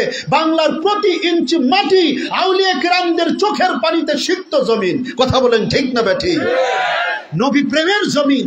এই জমিনটাকে যারা কলঙ্কিত করতে চায়, যারা আজকে সহি হাদিসের নামে আব্বা গাব্বা লাগিয়ে ইউটিউব ফেসবুক বিভিন্ন ইলেকট্রিক মিডিয়া প্রিন্ট মিডিয়ার মাধ্যমে বলতে চায় তারাবির নামাজ 20 রাকাত নয় 8 রাকাত, দোয়া নাই, শবে বরাত নাই, শবে কদর নাই, মিলাদ নাই, কিয়াম নাই, নবীর মুহাব্বত নাই, নবী আমাদের মতন মানুষ নিঃসন্দেহে তা আমর ইবনে লুহাইয়ের কদম অনুসরণ করছে। কথা বলেন ঠিক না বেঠিক? আমরা তাদেরকে অনুসরণ করতে চাই, আমরা অনুসরণ করব যারা আল্লাহর নিয়ামত পেয়েছে, আল্লাহর হক্কানি ওলিদের। কথা বলেন ঠিক না বেঠিক? বাবাজিরা আমার, বন্ধুরা আমার, সিলেট ভূমিতে সাহেব কেবলা ফুলতলি এক মানুষ গোটা সিলেট তাকে আলোকিত করেছে। কথা বলেন ঠিক না বেঠিক? আল্লামা নেসারউদ্দিন আহমদ রাহমাতুল্লাহি আলাইহি এক ব্যক্তি গোটা বরিশাল অঞ্চলটাকে আলোকিত করে ফেলেছেন। সারা বাংলাদেশ শুধু নয়, সারা বিশ্ব জুড়ে যাদের অনুসরণ করে মানুষ তাহাজ্জুদ গুজার নবী প্রেমিক আল্লাহ ওয়ালা হয়ে কবরে চলে গিয়েছে। কথা কোন ঠিক কিনা? বাবাজিরা আমার, বন্ধুরা আমার, আউলিয়া কেরামদের সোহবত, তাসাউফের সোহবত, আল্লাহ ওয়ালা আমলদার মানুষদের সোহবত ছাড়া কেউ কোনোদিন আল্লাহর ওলি হতে পারে নাই। এজন্য দেখবেন যে যত বড়, আজকে কিছু অজ্ঞ নাদান মানুষ মনে করে যে উনি এত বড় আলেম, উনি কি আর ভুল করতে পারে? সৌদি আরবের এত বড় বড় আলেম, তারা কি ভুল করতে পারে? তাদের বুঝ তাদের কাছে। কথা বলেন ঠিক কিনা? কোরআন এবং সুন্নাহ তারাও যেভাবে পেয়েছে আমরাও সেইভাবে পেয়েছি, তাদেরকে সম্মান করি নবীর দেশ হিসাবে। কিন্তু কোরআন এবং সুন্নাহ যদি মেলে আসি, যদি না মেলে নাই। কথা বলেন ঠিক না বেঠিক? বাবাজিরা আমার, বন্ধুরা আমার, আমর ইবনে লুহাই তিনি চলে আসলেন মক্কায়। এসে প্রথমে এই ভবনটার স্থাপন করলেন কাবার পাশে। এই প্রথম আরবের মানুষ মক্কার জমিনে কাবার চত্বরে মূর্তি বসাইয়া দিল, মূর্তি পূজা শুরু হলো। আমর ইবনে লুহাই বলল, শোনো, এখন নতুন একটা জিনিস সবাই বলতেছে, এটা কি আনলেন? এলাকার যিনি মোড়ল, তিনি যদি একটা কাজ করেন সবাই কৌতূহল বসে জিজ্ঞেস করে, জানতে চায়, তার বিরোধিতাও করতে পারে না। বলল, হুজুর উস্তাদ কি আনলেন এটা? বললো, এটা আনছি এমন জিনিস দেখছি শামে, সেখানে বড় বড় আল্লাহ আলাম বুজুর্গরা এইটার পূজা করে। ওই দেশে যত মানুষ সবাই নবী রাসূল আসছে ওই দেশে, ওখানকার মানুষ তো বেশি আল্লাহওয়ালা, তারা ভালো বুঝে ভালো জানে আমাদের চাইতে। তারা যেহেতু এটা সাহায্য নেয়, আমরাও আনলাম, দেখা দেখি। কথা কন ঠিক না বেঠিক? আর শয়তানও এমন একজনের ঘাড়ের উপরে চড়ছে, যিনি বেকা হইলে সব বাঁকা, যিনি পথভ্রষ্ট হইলে সব পথভ্রষ্ট। কথা কন ঠিক না বেঠিক? এজন্য দেখবেন মানুষ যত বড়, তার দেখবেন যে পদস্খলন যদি ঘটে তাহলে জন্মের ঘটা ঘটে। কথা কন ঠিক কিনা? এজন্য এলেম যত বাড়ে, মর্যাদা যত বাড়ে, জনপ্রিয়তা যত বাড়ে, তার তত বেশি সতর্ক হতে হবে। কারণ যার জনপ্রিয়তা যত বেশি, শয়তানের চেলাপেলা তার পিছনে তত বেশি। কথা বলেন ঠিক কিনা? এবার তারা মূর্তি পূজা শুরু করল। মূর্তি যখন পূজা করবে, কাবা ঘর তাওয়াফ করবে, তারা বলল, আমরা কিভাবে এই কাবা ঘর এর সাথে নিয়ে তাওয়াফ করি? এবার বলল, শোনো, তালবিয়া যখন পড়বা, লাব্বাইক আল্লাহুম্মা লাব্বাইক লা শারীকা হুয়া লিল্লাহ শারীকান হুয়া, আয় আল্লাহ আপনি ছাড়া কোনো শরীক নাই কেবলমাত্র এইটা ছাড়া। ইল্লা শারীকান হুয়া, এই যে আমরা একটা মূর্তি আনলাম হবল, আল্লাহ আপনার তো কোনো শরীক নাই, খালি এইটা আপনার সাথে যুক্ত। জোরে কর নাউযুবিল্লাহি মিন যালিক। কালবিয়ার মধ্যে একটা পরিবর্তন নিয়ে আসলো, এনে এটার পূজা শুরু হলো। তৎকালীন সময়ে কাবা ঘরের দুইটা দরজা ছিল। আপনাদের কি কষ্ট হচ্ছে? আমি কি দোয়া করে দিব? আর কিছুক্ষণ চলবে? আর কিছুক্ষণ চলুক। কারা কারা চান না হাত তোলেন দেখি। বুঝা গেছে যে স্মরণ আছে নাকি? আর কিছুক্ষণ চলবে বাবা? কিছুক্ষণ চলুক। কারা কারা চান একটু হাত তোলেন। নারায়ে তাকবীর, ভুলে গেলেন। নারায়ে তাকবীর, নারায়ে তাকবীর। কি বিরিয়ানি খাওয়ার জন্য নাকি ওয়াজ শোনার জন্য? বিরিয়ানি যদি না হয় আলহামদুলিল্লাহ, যারা বলেন আলহামদুলিল্লাহ। বাবাজিরা আমার, বন্ধুরা আমার, কাবা ঘরের কয়টা দরজা? দুইটা। একটা দিয়ে ঢুকে আর একটা দিয়ে বের হওয়া যেত। ওখানে দুইজন, একজন পুরুষ একজন নারী, আসিফ এবং নাইলা দুইজন কোথায় বসে মুজামাআত করবে, অর্থাৎ জেনায় লিপ্ত হবে, জায়গা খুঁজে পায় না। চিন্তা করলো যে কাবা ঘরটা খালি, ওটার মধ্যে ঢুকি। জোরে করেন, আয়াতে বুঝছেন, ওয়াজ বোঝেন, জোরে বলেন। আল্লাহর ঘর বেয়াদবির জায়গা নয়। তারা দুইজন তৎকালীন সময় কাবা ঘরের মধ্যে ঢুকে তারা জেনায় লিপ্ত হবে। যখন তারা কাবা ঘরের ভিতরে ঢুকে জেনায় লিপ্ত হওয়ার জন্য উপক্রম তৈরি হয়েছে, মানে লিপ্ত হওয়ার জন্য প্রস্তুতি নিয়েছে, সাথে সাথে আল্লাহ আকাশ থেকে গজব নাজিল করে দুইটারই পাথর বানিয়ে দিয়েছে। দুইটাকে পাথর বানিয়ে দিয়েছেন। সমস্ত গোত্রের মধ্যে খবর ছড়িয়ে গেল, আল্লাহর ঘর কাবা, কাবার সাথে যে বেয়াদবি করে আল্লাহ পাক রব্বুল আলামিন তাকে সাথে সাথে অ্যাকশন দেন। পাথর হয়ে গিয়েছে আসিফ এবং নাইলা। সম্প্রদায়ের সমস্ত মানুষগুলো হতভম্ব হয়ে গেল। আল্লাহ পাক রব্বুল আলামিনের আযাব তারা প্রত্যক্ষ দর্শন করলো। এবার তারা বলল, আল্লাহর ঘরের সাথে যাতে আর কেউ এমন বেয়াদবি না করে। আসিফ এবং নাইলা দুইটারে এখন কি পাথরের মূর্তি, তাই না? এই পাথর দুইটাকে মানুষের আকৃতিতে, এই দুইটা মূর্তির একটাকে নিয়ে লাগাইলেন সাফা পাহাড়ের উপরে, আরেকটা মূর্তিকে রাখলেন মারওয়া পাহাড়ের উপরে। এবার রেখে তারা বললেন, এই দুইটা মূর্তি আল্লাহর ঘরের সঙ্গে বেয়াদবি করার কারণে আল্লাহ এই নারী এবং পুরুষকে পাথর বানিয়ে দিয়েছেন। সাফা পাহাড় এবং মারওয়া পাহাড়ের উপরে দুইটাকে স্থাপন করে পৃথিবীর মানুষদেরকে দেখার জন্য সুযোগ করে দেয়া হলো।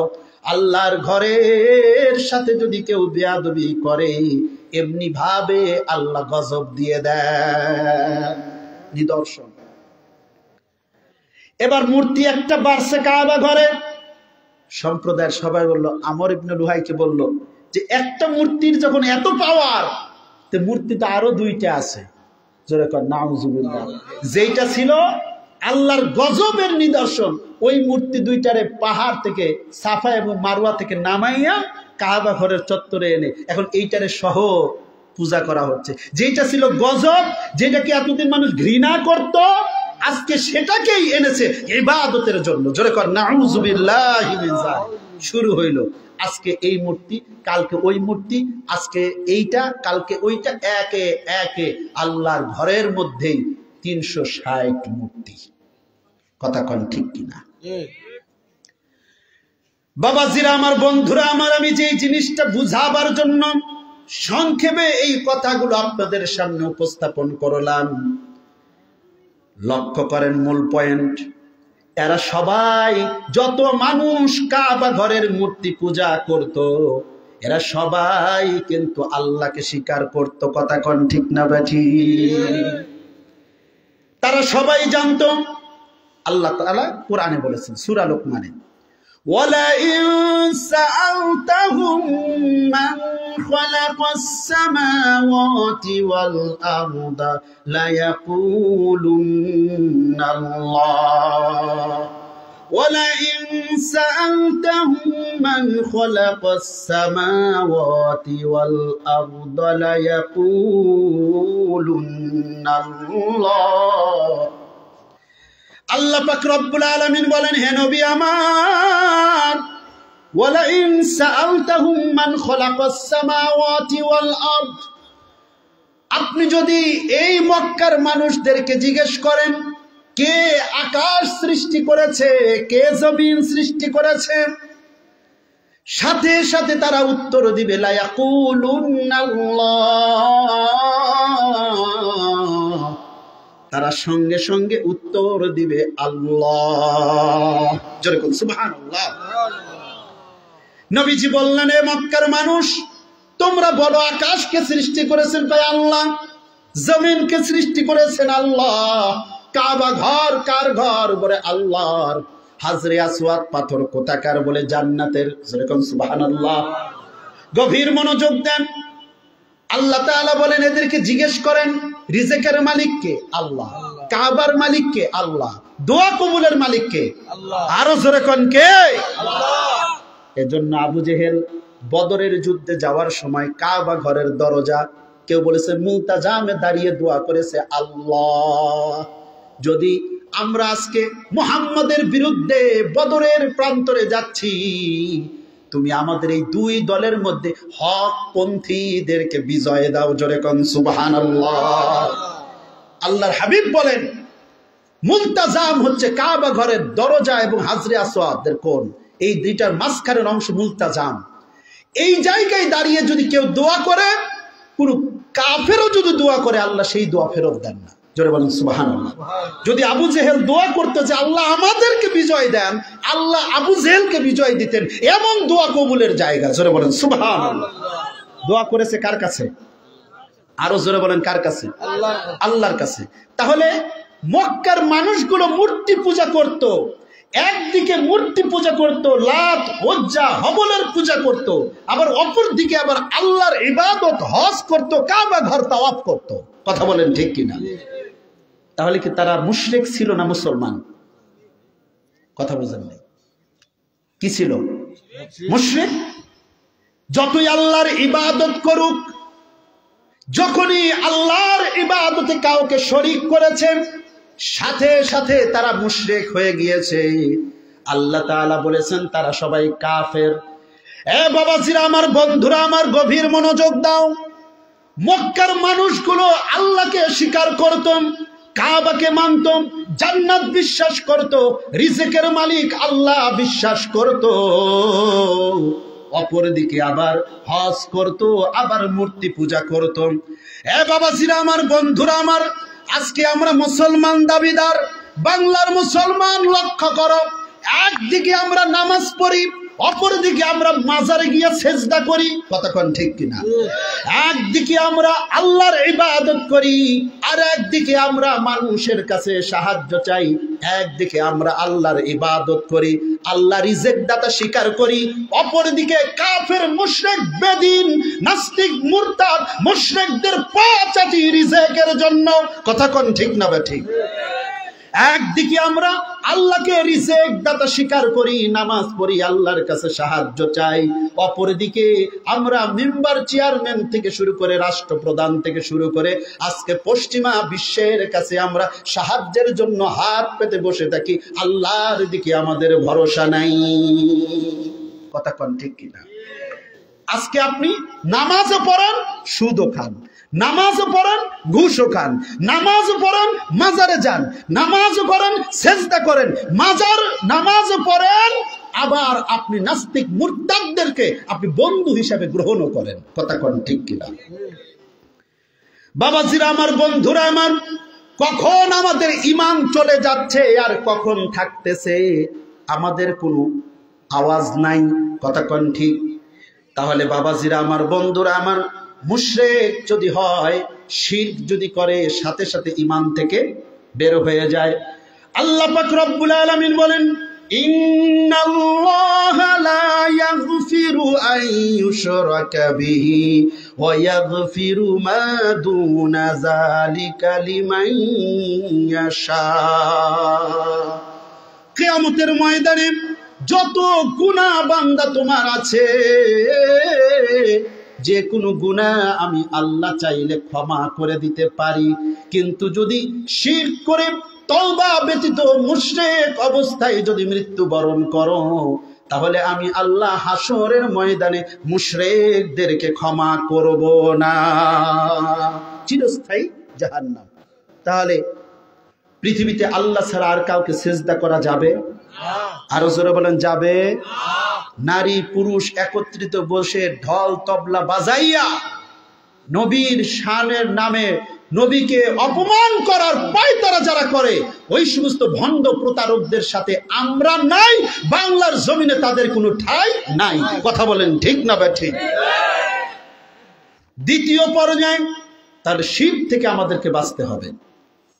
আমার নবী বলেছেন, শিরক এমন একটা গুনাহ, বড় বড় শিরক থেকে আমার উম্মত বেঁচে থাকবে, কিন্তু আমি ভয় পাই যে আমার উম্মত ছোট ছোট শিরকের মধ্যে জড়িয়ে যাবে।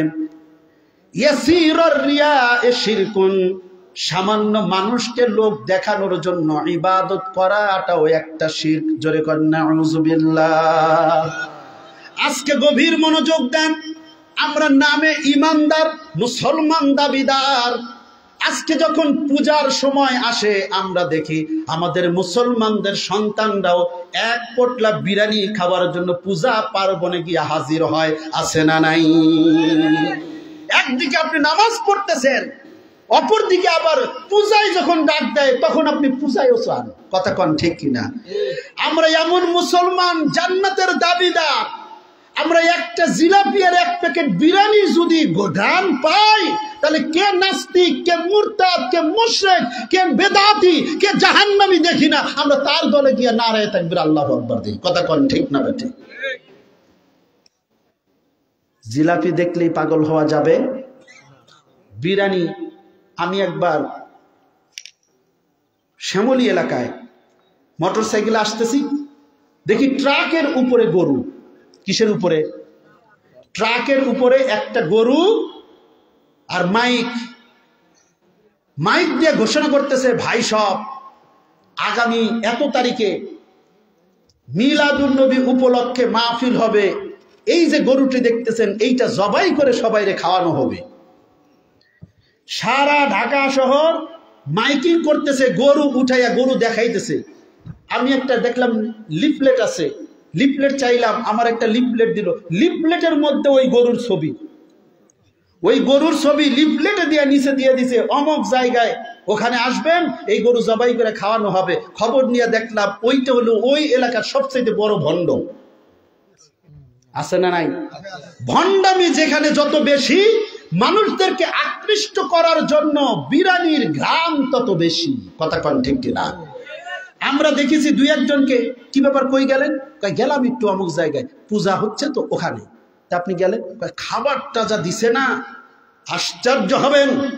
নামাজি 5 ওয়াক্ত নামাজ পড়ে ইমানদার, জান্নাতের দাবিদার, এমন জান্নাত যেটা পৃথিবীর সর্বনিম্ন জান্নাত পৃথিবীর 10টার সমান, তার চাইতে দামি একটা জান্নাতের দাবিদার। আপনার মন এত ছোট যে আপনি এক প্যাকেট বিরিয়ানির জন্য আপনার ঈমান বিক্রি করে দিচ্ছেন। কথা বলেন ঠিক না ঠিক? বিভিন্ন জায়গায়, আপনাদের এলাকায় হয়তো বা নাই, ঢাকা শহরে দেখি কে ভণ্ড, কে প্রতারক, কে মাজার পূজা করে, কে ব্যবসা করে, সেটা দেখে না। শুনছে বিরিয়ানি আছে, দৌড় দিছে। এরকম ইমানদার নামাজি মানুষ সমাজে আছে না নাই? আরো জোরে বলেন, আছে না নাই? পূজাকে উপলক্ষ করে যেই খাবার দেয়া হয় মুসলমানের জন্য, এই খাবার হারাম, হারাম, হারাম। কথা বলেন ঠিক না ঠিক? কোনোভাবেই খাওয়া যাবে না। বলবেন হিন্দুদের বাড়িতে, মুশরিকদের বাড়িতে, বিধর্মীদের বাড়িতে খাওয়া যায় না? হ্যাঁ, আপনি যদি মেহমান হিসেবে তাদের বাড়িতে খান, ওই খাবারটা ভিন্ন হিসাব। আর পূজাকে উপলক্ষ করে যেই খাবারটা দেওয়া হয় ওইটা দেব দেবীর নামে উৎসর্গ করে দেয়া হয়, ওই খাবারটার হিসাব আলাদা। কথা কোন ঠিক কিনা? মনে থাকবে ইনশাআল্লাহ। তাহলে আমরা আজকে দেখেন, আমরা মুসলমান, কাবা ঘরের মধ্যে 360টা মূর্তি ঢুকেছে, তারা আল্লাহকে স্বীকার করত, হজ করত, আল্লাহর কাছে দোয়া করত, কাবা ঘর তাওয়াফ করত। আজকে আপনি দেখেন বাংলাদেশে আমরা নামে মুসলমান, ইমানদার, নামাজ পড়ি, আমাদের ঘরগুলো যদি খোঁজা হয় অসংখ্য মূর্তি আমাদের ঘরে ঘরে। কথা বলেন ঠিক না ঠিক? যে মূর্তিকে ভাঙার জন্য আমার নবী এত আন্দোলন করলেন, আফসোস আমরা নামাজি, দাবিদার, মুত্তাকি, ইমানদার, আমাদের ঘরের মধ্যে সেই মূর্তি থাকবে কেন? কেন? কেন? কথা বলেন ঠিক কিনা? রাখবেন ঘরে মূর্তি? কোনো কিছু পুতুল রাখা যাবে? আল্লাহ আমাদেরকে এই মূর্তি থেকে হেফাজত করুন, জোরে বলেন আমিন।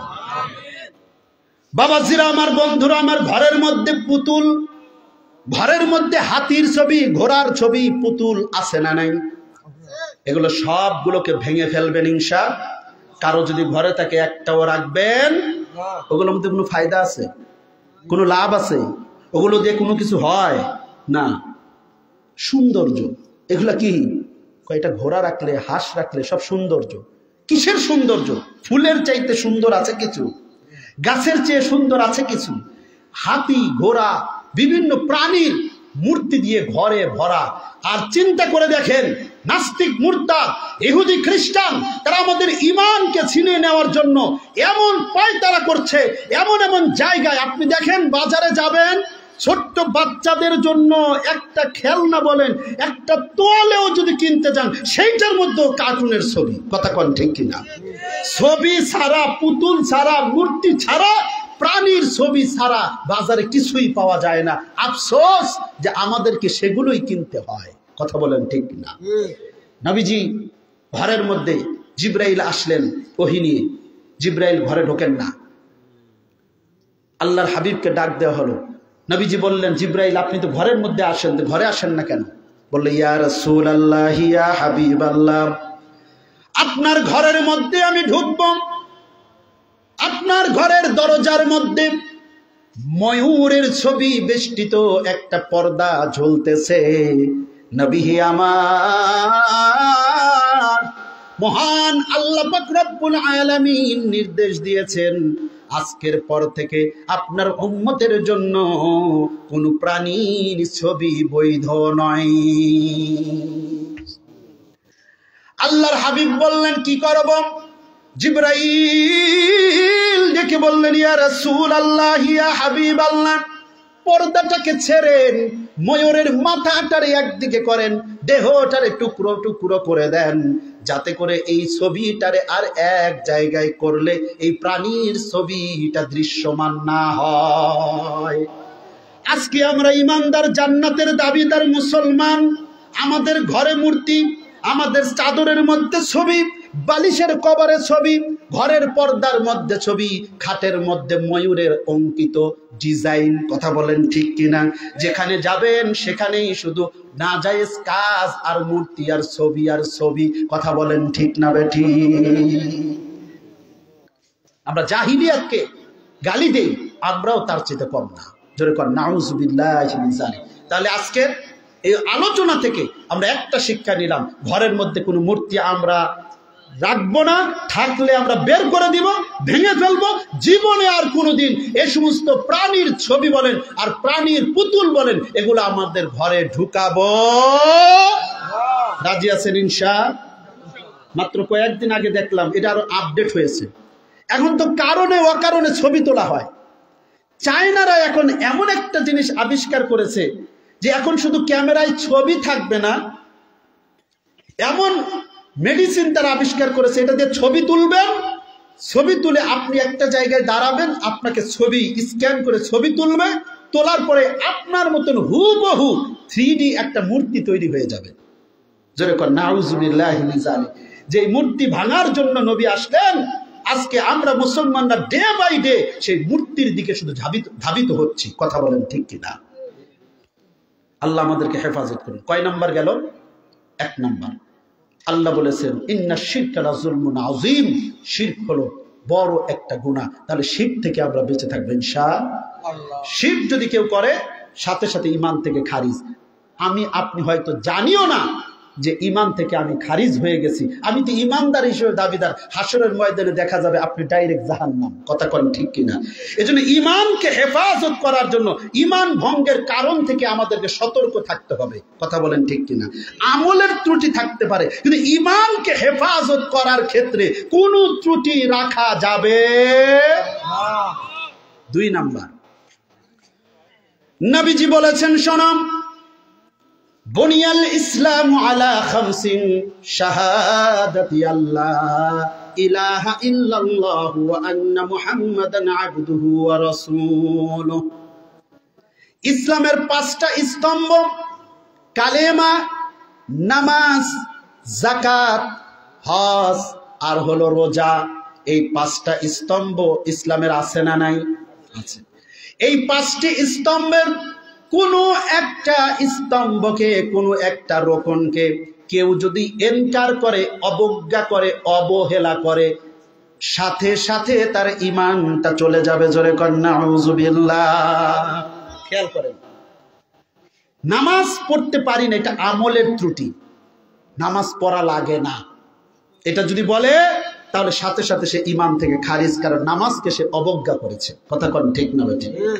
যাকাত কেউ দেয় না, এটা আমলের ত্রুটি, কিন্তু সে বিশ্বাস করে যে যাকাত দিতে হবে, তার ঈমান আছে। নামাজ পড়ে না, কিন্তু সে মনে করে নামাজ পড়তে হবে, তার বিশ্বাস আছে, তার ঈমান আছে।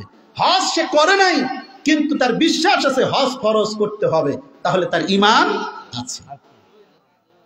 যদি এটাকে অবজ্ঞা করে, ঈমান থেকে খারিজ হয়ে যাবে। দেখেন, বহু মানুষ আছে যারা হজটাকে জরিমানা মনে করে, যাকাতকে জরিমানা মনে করে, আছে না নাই? মনে করে যাকাত এটা ইসলাম মুসলমানের উপরে চাপিয়ে দিয়েছে। এই চাপিয়ে দিয়েছে এরকম যে মনে করবে, সে যত সুন্দর নামের অধিকারী হোক, সে ঈমান থেকে খারিজ হয়ে গেছে, তার খবর নাই। আমরা কি এই ধরনের মানুষের সাথে চলবো? এ ধরনের আকীদা বা বিশ্বাস আমরা পোষণ করব? হজ একটা গুরুত্বপূর্ণ রকম, কিন্তু আফসোস আজকে আমরা সমাজে মুসলমান বিশ্বাস করি হজ ফরজ, টাকা আছে 10 লাখ, কিন্তু 10 লাখ টাকা দিয়ে হজ করব, সব টাকা তো শেষ হয়ে যায়। কথা কোন ঠিক কিনা? এজন্য কি করে? হজ করে না, এক চান্সে চলে যায় উমরায়। এখন বর্তমানে টাকা বেশি, এজন্য দেখবেন হজ ফরজ হয়েছে, কিন্তু হজ করে না, করবে হলো উমরা। বিষয়টা কি? আপনারা কষ্ট পাচ্ছেন? চিন্তা করে 8 লাখ 10 লাখ টাকা লাগে হজ করতে, আমি 1 লাখ হজ করব, আমার প্রাণের স্ত্রী সারা জীবন একসাথে থাকলো, তারে রেখে হজে যাই কেমনে? থাক, হজটা আর করবো না, বউরে নিয়ে আবার বাচ্চাটারে রেখে যাব, ছেলেটারে রেখে যাব, ছেলের বউ রেখে যাব না, সবাই রে নিয়া ওই হজের টাকা দিয়া উমরা করে। এরকম পাবলিক বাংলাদেশে আছে না নাই? আরো জোরে কোন আছে না নাই? বাবা, আমি আপনাদের সামনে আলোচনা করতেছি, কোন একজন বক্তা আমি যদি এসে বলি এই আলোচনা এটা কি নফল না ফরজ? নফল। এখন একজন বক্তা এসে যদি বলে, ভাইরে আপনাদের কি এত মহাব্বত লাগছে, এত ভালো লেগেছে, আমার যদি আসতে দেরি হয় তাহলে আপনাদের কষ্ট হবে, এজন্য বাবা আসর মাগরিব এশা কোনো নামাজই পড়ি নাই, পড়ারও দরকার নাই, আপনাদেরকে ভালোবাসি, ওয়াজটা করে দিয়ে তাড়াতাড়ি আপনাদেরকে বিদায় দিয়ে যাব। ওয়াজ শুনবেন? এই বক্তার ওয়াজ শুনে লাভ আছে? তুমি তো নামাজই পড়ো না, তুমি কি ওয়াজ করবা? কথা কোন ঠিক কিনা? তুমি নামাজই পড়ো না, তোমার ফরজই ঠিক নাই, তোমার ওয়াজ শুনে আমরা কি শিখবো? কথা বলেন ঠিক কিনা? সারা রাত ওয়াজ করলে যা না হবে, ফরজ ইবাদত যদি ছেড়ে দেন তার চাইতে বেশি ক্ষতি হবে। কথা কোন ঠিক কিনা?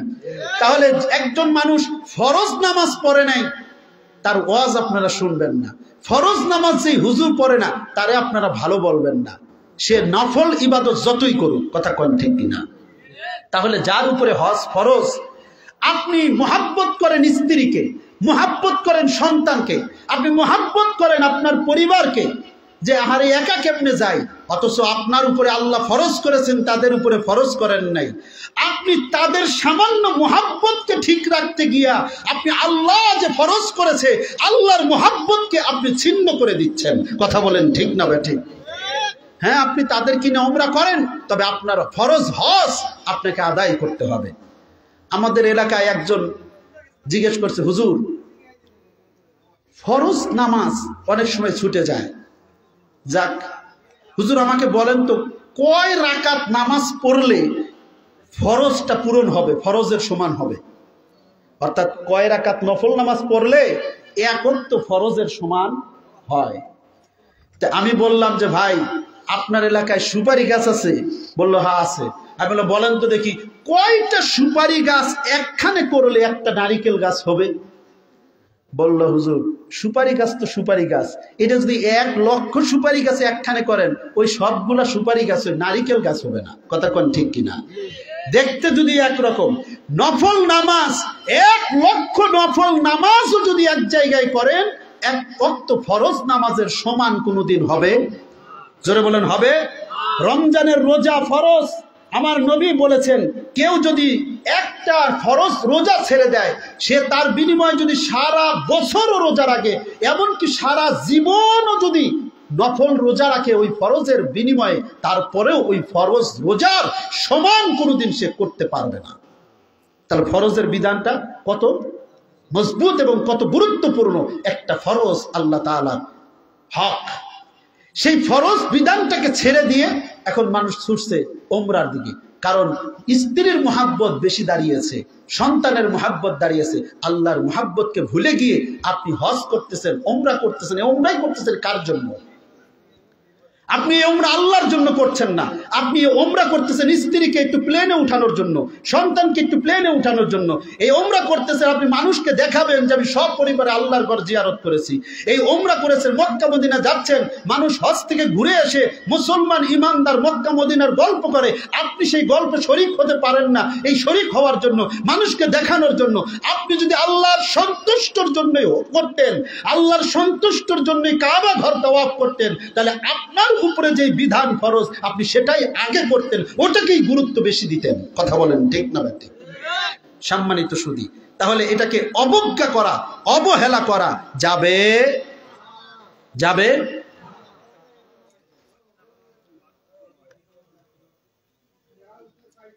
সম্মানিত সুধী, তাহলে আমাদেরকে এই বিষয়ে খেয়াল রাখতে হবে। গেল কয়টা? 2টা। 3 নাম্বার, আমি আর কয়েক মিনিটের মধ্যে আলোচনা শেষ করে দেব, কষ্ট হচ্ছে আপনাদের, কয়েক মিনিটের মধ্যে ইনশাআল্লাহ। কয়টা গেল? 2টা। 3 নাম্বার হলো কেউ যদি আল্লাহ এবং আল্লাহর রাসূলকে কেউ যদি ঠাট্টা করে, আল্লাহ এবং আল্লাহ রাসূলকে নিয়ে যদি কেউ ঠাট্টা বিদ্রূপ করে, সাথে সাথে তার ঈমান চলে যাবে। তাহলে যারা আল্লাহ এবং আল্লাহ রাসূলকে নিয়ে ঠাট্টা বিদ্রূপ করে তাদের সাথে বসা যাবে, তাদের কথা শোনা যাবে। 4 নাম্বার, কেউ যদি আল্লাহ এবং আল্লাহর রাসূলকে কটাক্ষ করে গালি দেয়, সাথে সাথে তার ঈমান চলে যাবে। কথা কোন ঠিক কিনা? কিছুদিন আগে একজন হজকে নিয়ে কটূক্তি করার কারণে তার পথ চলে গিয়েছিল, মনে আছে? মনে আছে না নাই? আল্লাহ এবং আল্লাহর রাসূলকে যদি কেউ গালি দেয়, সাথে সাথে তার ঈমান চলে যাবে। তওবা করে যদি আবার ঈমান নবায়ন না করে, তার ঈমান থাকবে না। আজকে আমরা দেখি কিছু সমাজের কুলাঙ্গার মানুষ, কিছু কিছু আলেম নামের জালেমও, তারা আমার নবীকে নারী লোভী বলে, আমার নবীকে সাধারণ মানুষ বলে, আমার নবীকে নানানভাবে তার ইজ্জত আজমত তার সম্মানকে ভুলণ্ঠিত করে আমার নবীকে ছোট করার চেষ্টা করে। কথা বলেন ঠিক না বেঠিক? আমরা তাদের প্রতিবাদ করব যেখানে হবে। এই বাংলার মুসলমান নবী বিদ্বেষীদেরকে কোনোদিন প্রশ্রয় দেয় নাই, দিবে না কিয়ামত পর্যন্ত। কথা বলেন ঠিক না বেঠিক? কয়টা গেল? 4টা। 5 নম্বরে ঈমানের যে 7টি বিষয় আছে, আমানতু বিল্লাহি ওয়া মালাইকাতিহি ওয়া কুতুবিহি ওয়া রুসুলিহি ওয়াল ইয়াউমিল আখিরি ওয়াল কদরি খায়রিহি ওয়া শাররিহি মিনাল্লাহি তাআলা ওয়াল বা'সি বা'দাল মাউত। আল্লাহর প্রতি ঈমান, ফেরেশতাদের প্রতি ঈমান, আসমানি কিতাবের প্রতি ঈমান, রাসূলের প্রতি ঈমান, আখিরাতের প্রতি ঈমান, তাকদীরের প্রতি ঈমান, হাসরের ময়দানে উঠতে হবে এই বিষয়ের ঈমান। এই 7টি বিষয়ের কোনো একটাকে যদি কেউ বলে যে না এটা সম্ভব না, এটা বিশ্বাস করি না, এটা অসম্ভব, এই 7টির কোনো একটাকে যদি অস্বীকার করে, সাথে সাথে তার ঈমান চলে যাবে।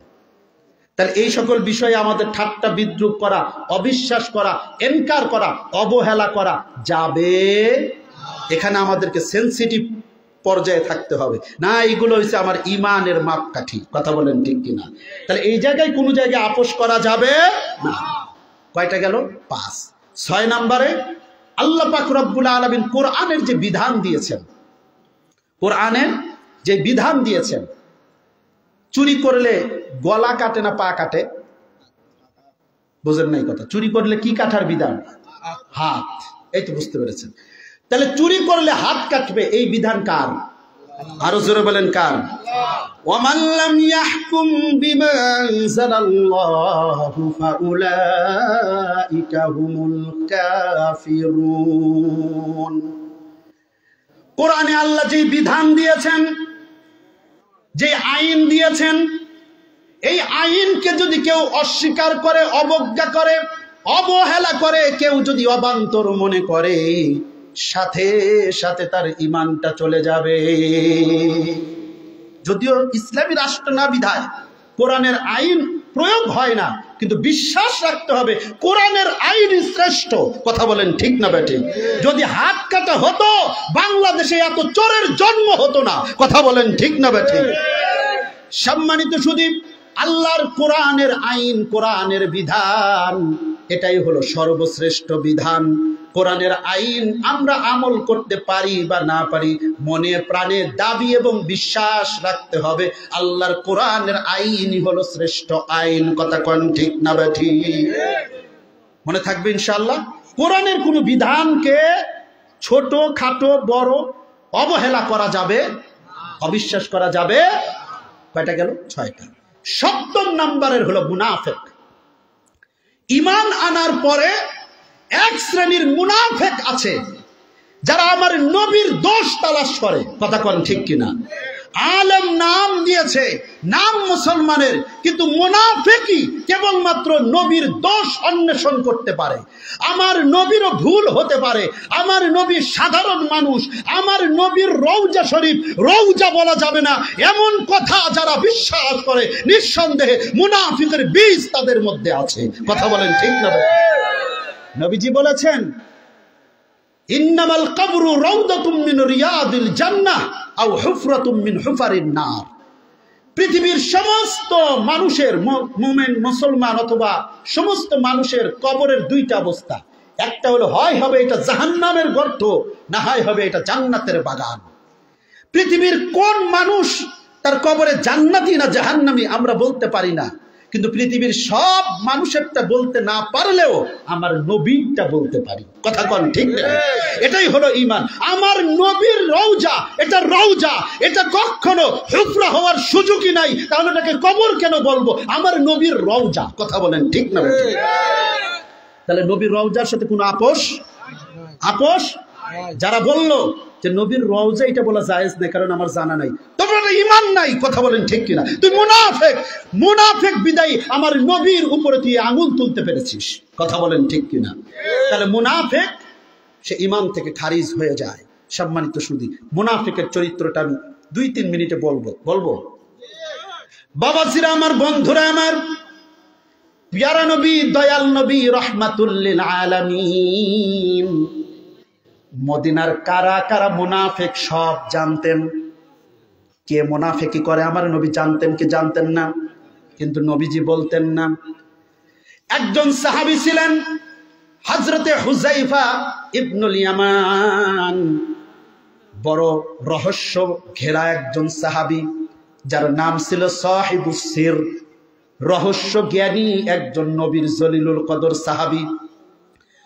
বুখারী শরীফ হাদিস এসেছে, আন্নাহু সামিআ হুযায়ফা ইবনুল ইয়ামান ইয়াকুলু কানা আন-নাস ইয়াসআলুনা রাসূলুল্লাহি সাল্লাল্লাহু আলাইহি ওয়াসাল্লাম আনিল খায়রি ওয়া কুনতু আসআলুহু আনিশ শাররি মাখাফাতা আন ইউদরিকানি ফাকুলতু ইয়া রাসূলুল্লাহি সাল্লাল্লাহু আলাইহি ওয়াসাল্লাম ইন্না কুননা ফি জাহিলিয়্যাতিন ওয়া শাররিন ফাজাআনা আল্লাহু বিহাযাল খায়র ফাহাল বা'দা যালিকাল খায়র মিন শাররি ক্বালা না'আম فقلت يا رسول الله صلى الله عليه وسلم فهل بعد ذلك الشر من خير قال نعم وفيه دخن قلت وما دخنه قال قوم يهدون بغير هدي تعرف তা'রিফু মিনহু ওয়া তুনকির ফাকুনতু ইয়া রাসূলাল্লাহি সাল্লাল্লাহু আলাইহি ওয়াসাল্লাম ফাহাল বা'দা যালিকাল খায়র মিন শাররি ক্বালা না'আম দুআতুন ইলা আবওয়াব জাহান্নাম মান আজাবাহুম ইলাইহা কাযাফুহু ফিহা কুলতু ইয়া রাসূলাল্লাহি সাল্লাল্লাহু আলাইহি ওয়াসাল্লাম সিফহুম লানা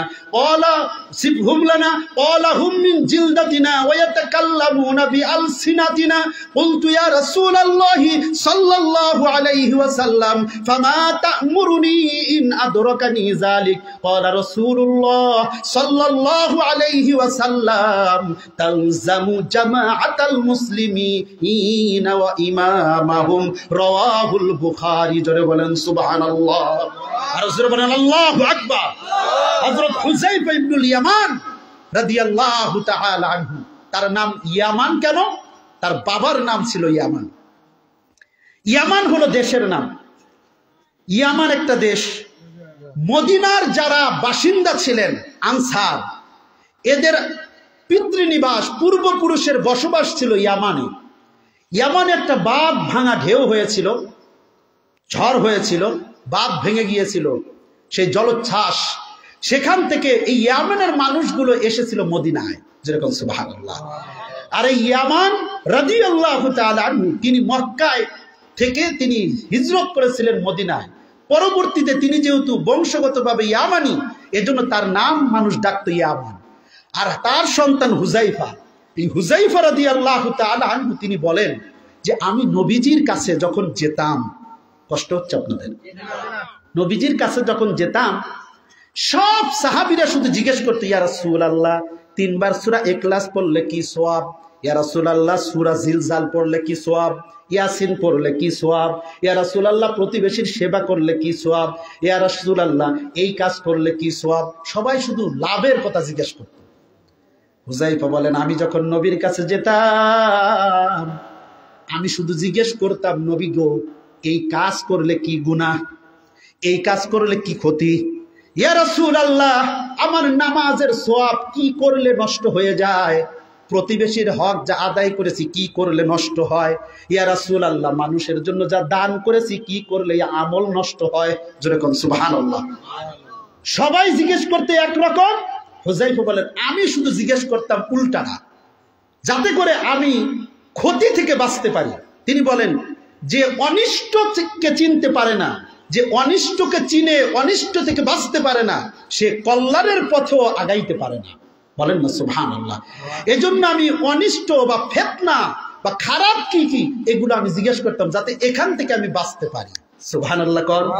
নবীর এক্সেপশনাল একজন সাহাবী, নবীজি দেখলেন এর তো দেখা যায় আগ্রহ এই দিকে বেশি, এজন্য নবীজি হুযায়ফারে কাছে কাছে ডেকে যত ধরনের উল্টা নেগেটিভ কথা, ফিতনার কথা, রহস্যজনক কথা, এগুলো সব হুযায়ফাকে বলতেন। যারা বলেন সুবহানাল্লাহ।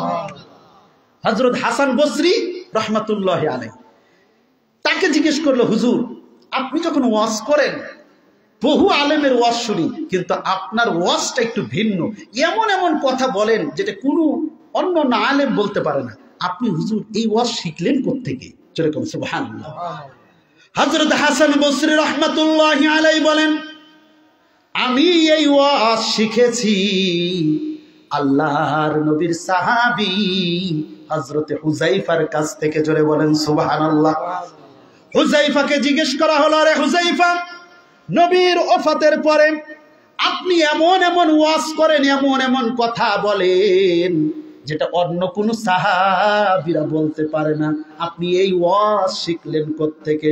হুযায়ফা বলেন শোনো আমি এই ওয়াজ শিখেছি আমার দয়াল নবীর কাছ থেকে।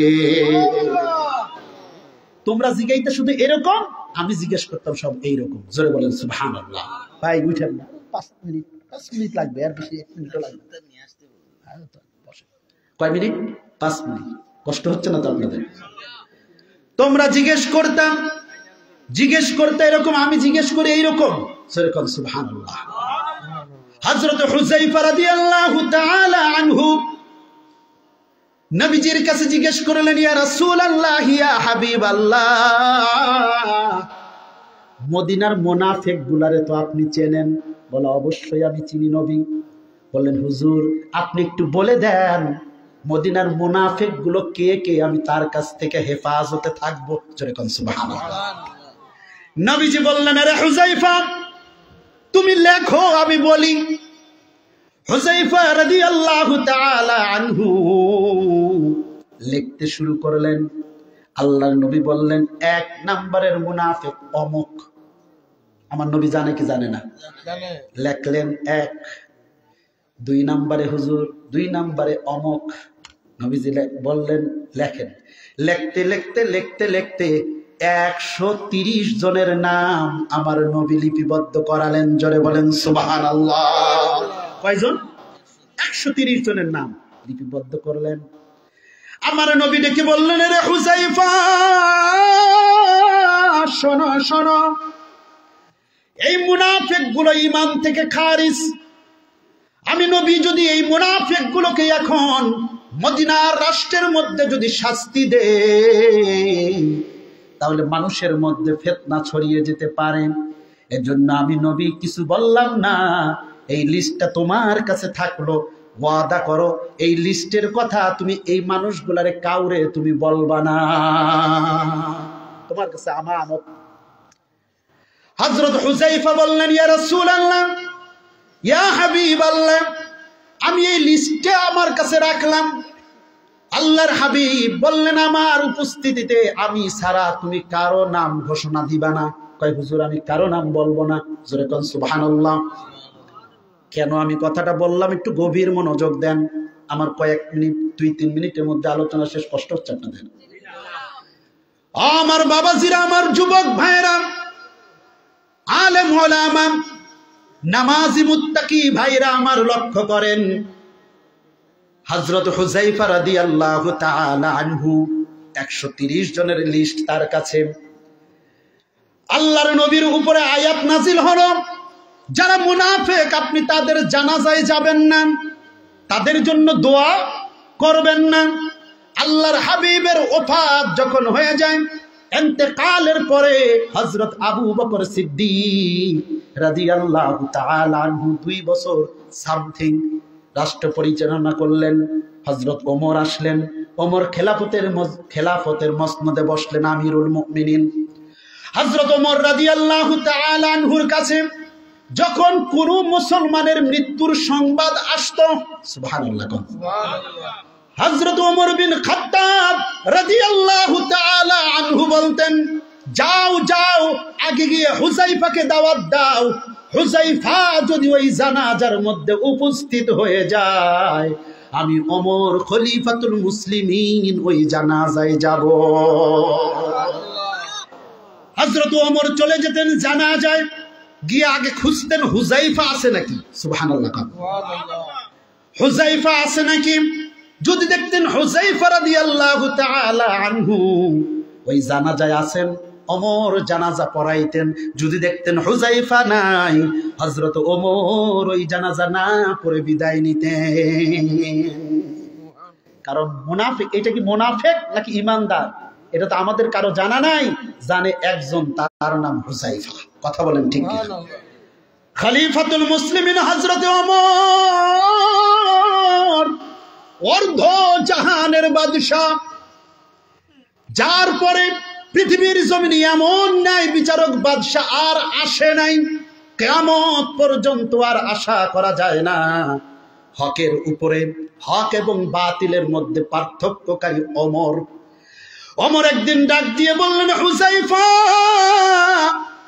আমি ওমরের বড় চিন্তা, তোমার কাছে আমি মহান আল্লাহর হস্তে একটা জিনিস আমি জানতে চাই। আহারে, হুযায়ফারে ডাকলেন।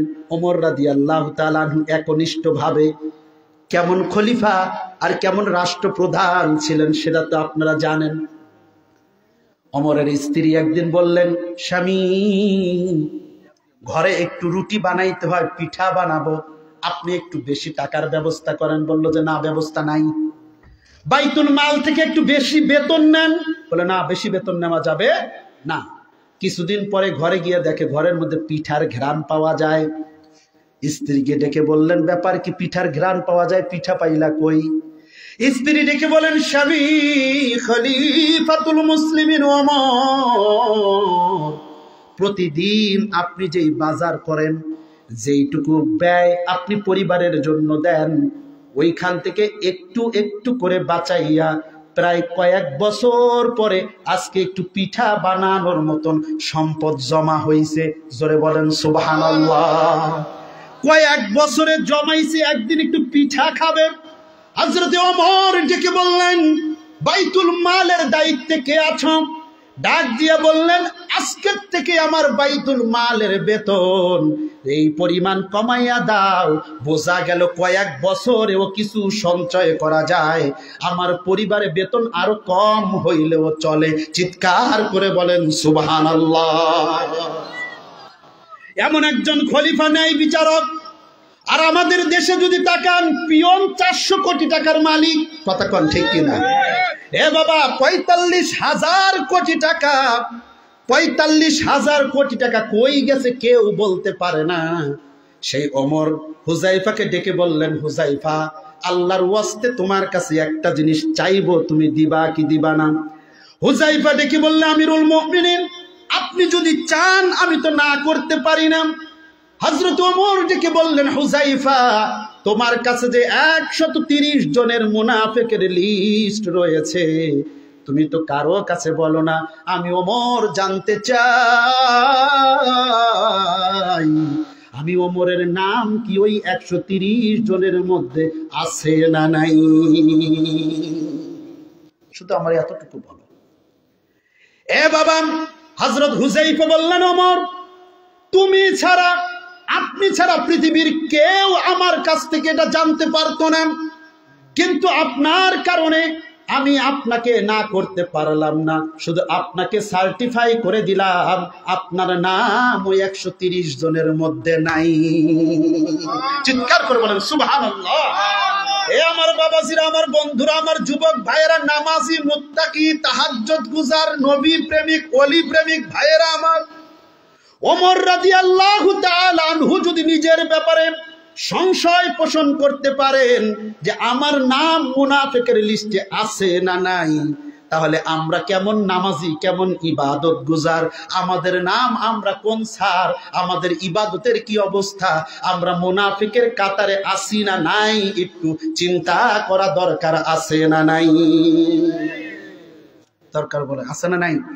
তাহলে আমরা মনে করি মুনাফিক সবাই, আমরা শুধু ভালো মানুষ।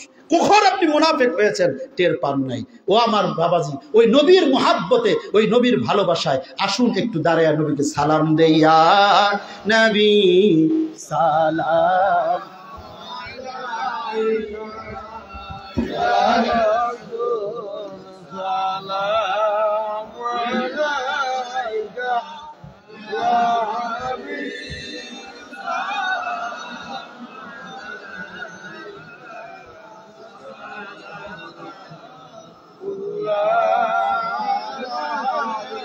سيدي يا رسول الله উম্মতের দরদি নবীজি ওয়া হাবিবাল্লাহ, আমাদের মরণকালে নবীজি গো আপনাকে কাছে পেলে থাকবে না মরণ যন্ত্রণায়, কুই মদের বাসনা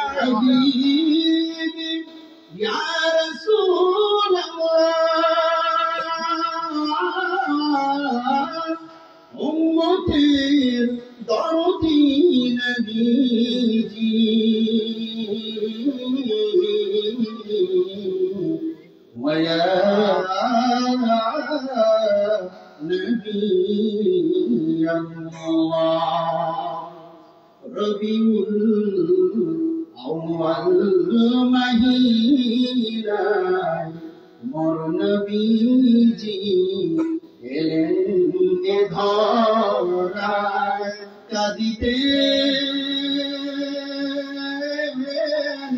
উম্মতের মায়ায় নবীজি এখনো কাঁদেন মদিনায়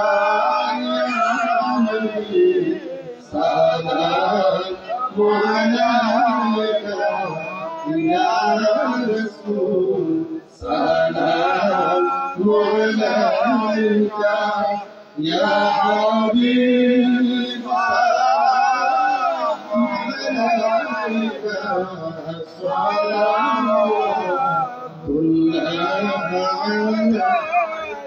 بلغ العلا بكماله كشف الدجى بجماله حسنت جميع خصاله صلوا عليه وآله بلغ العلا بكماله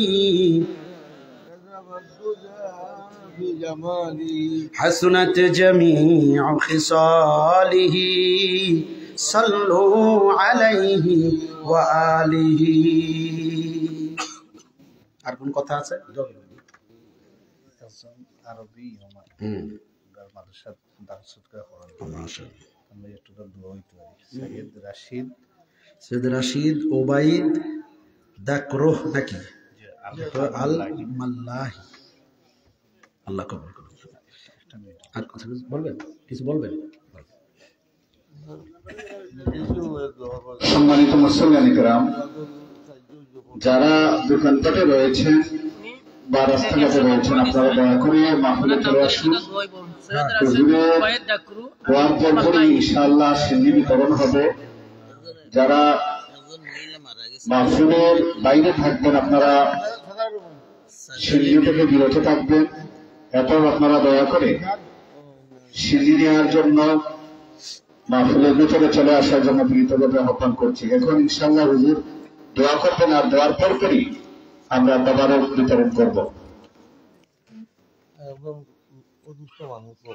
জি জি সবাই আমার সাথে বলুন বিসমিল্লাহির রহমানির রহিম আল্লাহুম্মা আনতা রাব্বি লা ইলাহা ইল্লা আনতা খলাকতানি ওয়া আনা আবদুকা ওয়া আনা আলা আহদিকা ওয়া ওয়া'দিকা মাস্তাতা'তু আউযু বিকা মিন শাররি মা সানা'তু আবুউ লাকা বিনি'মাতিকা আলাইয়া ওয়া আবুউ লাকা বিযামবি ফাগফিরলি ফাইন্নাহু লা ইয়াগফিরুজ যুনুবা ইল্লা আনতা। এটা সাইয়্যিদুল ইস্তিগফার। রাতের অংশে পড়লে ওই রাতে মারা গেলে দাখালাল জান্নাহ, সে জান্নাতে যাবে। দিনের অংশে পড়লে ওই দিনে মারা গেলে সে জান্নাতে যাবে। সাইয়্যিদুল ইস্তিগফার আমরা পড়ব, মুখস্থ করার চেষ্টা করব।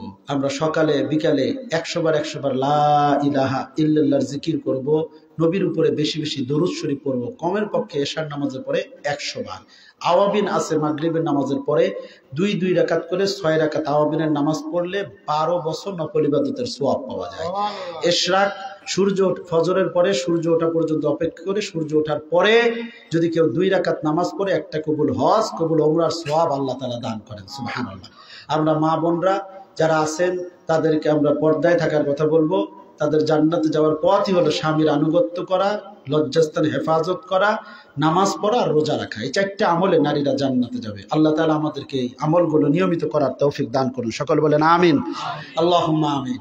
আলহামদুলিল্লাহি রাব্বিল আলামিন والصلاة والسلام على أشرف الأنبياء والمرسلين وعلى آله وأصحابه أجمعين اللهم أنت السلام ومنك السلام تباركت ربنا وتعاليت يا ذا الجلال والإكرام আয় আল্লাহ তাআলা শীতের রাত্র গভীর হয়ে গেছে।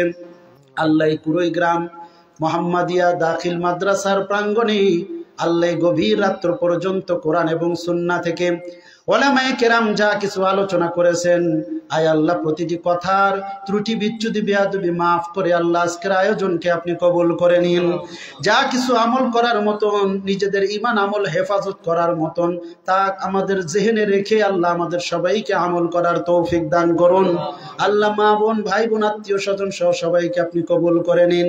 আজকের এই সওয়াবের হাদিয়া কোটি কোটি গুণ বৃদ্ধি করে আকায়ে মাওলা তাজদারে মদিনা, মদিনার কামলিওয়ালা নবী রওজা তাহারে পৌঁছায়া দিন।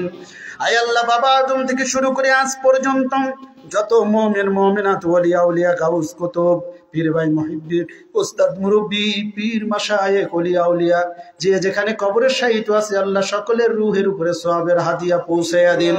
আয় আল্লাহ, বিশেষ করে আমাদের আব্বা আম্মা দাদা দাদি নানা নানি শ্বশুর শাশুড়ি খালা খালু ফুফা ফুফি আল্লাহ মাতৃকুল পিতৃকুল শ্বশুরকুল শাশুড়িকুল থেকে যারা অন্ধকার কবরে আল্লাহ সওয়াবের হাদিয়া প্রত্যেকের রূহের উপরে পৌঁছায়া দিন। আয় আল্লাহ তাআলা, বিশেষ করে হাসপাতালে ক্লিনিকে বাসায় যারা অসুস্থ আছে আল্লাহ সবাইকে সুস্থ করে দিন। আল্লাহ আমরা যারা আছি আমাদের পরিবার পরিজন সহ আমাদের সবাইকে আল্লাহ সুস্থতার নিয়ামতে পরিপূর্ণ রাখুন। রোগ বিমার বালা মুসিবত কোভিড-19 মহামারী ডেঙ্গু অমিক্রন ভূমিকম্প ভূমিধস জলোচ্ছ্বাস দুর্ভিক্ষ থেকে আল্লাহ আমাদেরকে হেফাজত করুন। আল্লাহ আমাদের বাংলাদেশের প্রতি ইঞ্চি মাটিতে ধানে গমে ফসলে ফলে মূলে জলে স্থলে আল্লাহ আপনি বরকত দান করুন।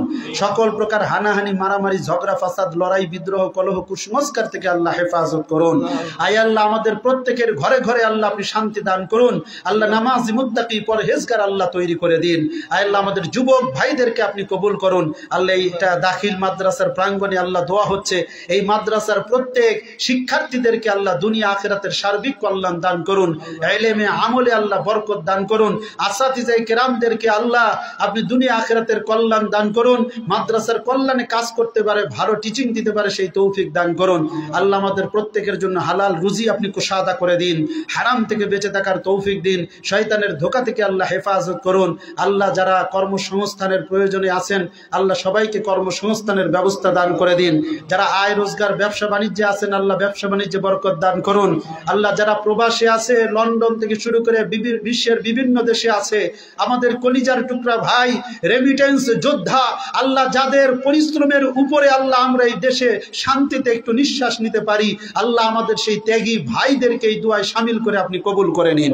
আয় আল্লাহ বিদেশের বাড়িতে মা বাবা ভাই বোন আত্মীয় স্বজন ছেড়ে আল্লাহ যারা বিদেশের বাড়িতে কি খাচ্ছে না খাচ্ছে কিভাবে দিন কাটাচ্ছে আয় আল্লাহ আমাদের থেকে দূরে চোখের পানি ফেলে ফেলে আল্লাহ কত দিন না জানি আমাদের জন্য তারা বিরহ বেদনায় চোখের পানি ফেলছে। আল্লাহ আমাদের সেই ভাই আমাদের সেই বন্ধু আমাদের সেই বোন আল্লাহ আমাদের কলিজার টুকরা হৃদয়ের বুলবুল আমাদের বুকের মানিক আমাদের কলিজার টুকরা বাংলার সেই সন্তানদেরকে আল্লাহ আপনি দোয়ায় শামিল করে কবুল করে নেন। আয় আল্লাহ এই মাহফিলে যারা বিদেশ থেকে সহযোগিতা করেছে এই মাদ্রাসায় সহযোগিতা করেছে তাদেরকে আপনি কবুল করে নেন। আল্লাহ বিশেষ করে সৈয়দ রাশিদ ওবাইদ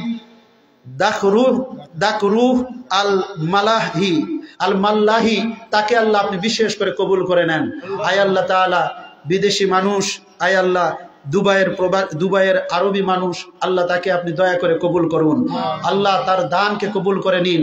আয় আল্লাহ তার মনের ইচ্ছাকে আল্লাহ আপনি কবুল করে নিন। আল্লাহ তার হাজত পূরণ করে দিন। আল্লাহুম্মা মাহফাজনা আল্লাহুম্মা বারিক ফি মালিহি আল্লাহুম্মা বারিক ফি হায়াতিহি আল্লাহুম্মা বারিক ফি ইলমিহি আল্লাহুম্মা বারিক ফি আমালিহি। আয় আল্লাহ তাআলা সৈয়দ রাশিদ সাহেবকে আল্লাহ আপনি কবুল করে নিন।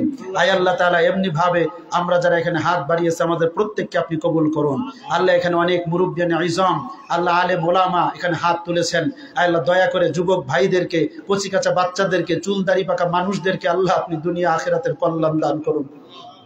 বিশেষ করে আল্লাহ আমাদের পুঁজি নাই ইলম নাই আমল নাই আল্লাহ কিন্তু একটা পুঁজি আছে আল্লাহ আমরা মুসাফির আল্লাহ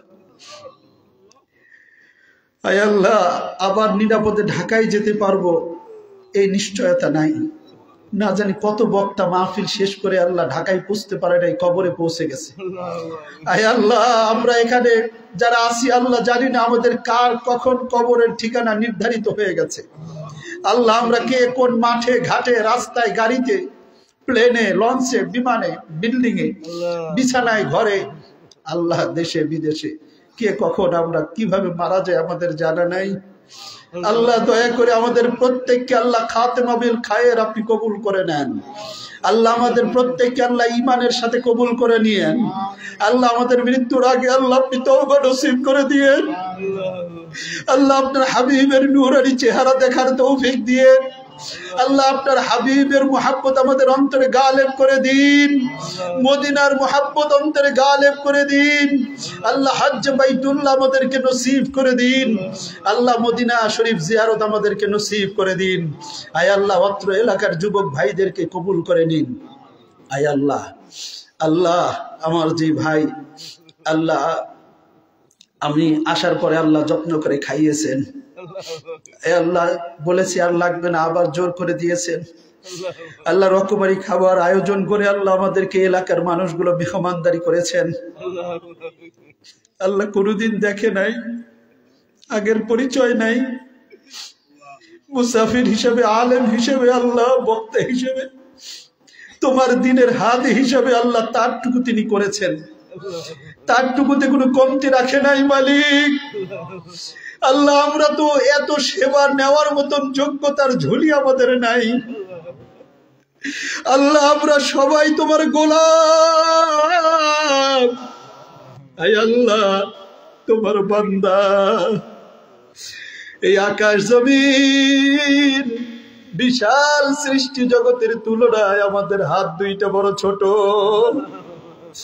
আয় আল্লাহ আমাদেরকে ক্ষুদ্র আকারে সৃষ্টি করেছো মালিক, কিন্তু আল্লাহ মর্যাদায় তুমি সবার উপরে আমাদেরকে দিয়েছো। মালিক জানি না কোনদিন আবার এই এলাকায় আসবো কিনা। আজকে কোরআনের কথা, ইমানের কথা যতটুকু বলেছি, আমরা যারা বসে বসে গভীর রাত্রে শুনেছি, আল্লাহ আমাদের সবাইকে আল্লাহ ইমানের পক্ষে সাক্ষী হিসেবে তুমি কবুল করে নাও। আয় আল্লাহ প্রত্যেকের মনের না বলা কথাগুলো তুমি কবুল করো। আল্লাহ মনের নেক আশাগুলো কবুল করো। এই দাখিল মাদ্রাসাকে কামিল পর্যন্ত করার তৌফিক দাও। আলেম তৈরির মার্কাজ হিসেবে তুমি কবুল করো। সাহেব কেবলা ফুলতলি ওই দরবারে যারা শায়িত আছে কবরে, সকলকে আল্লাহ এই দুআয় শামিল করে জান্নাতের উচ্চ মাকাম দান করো।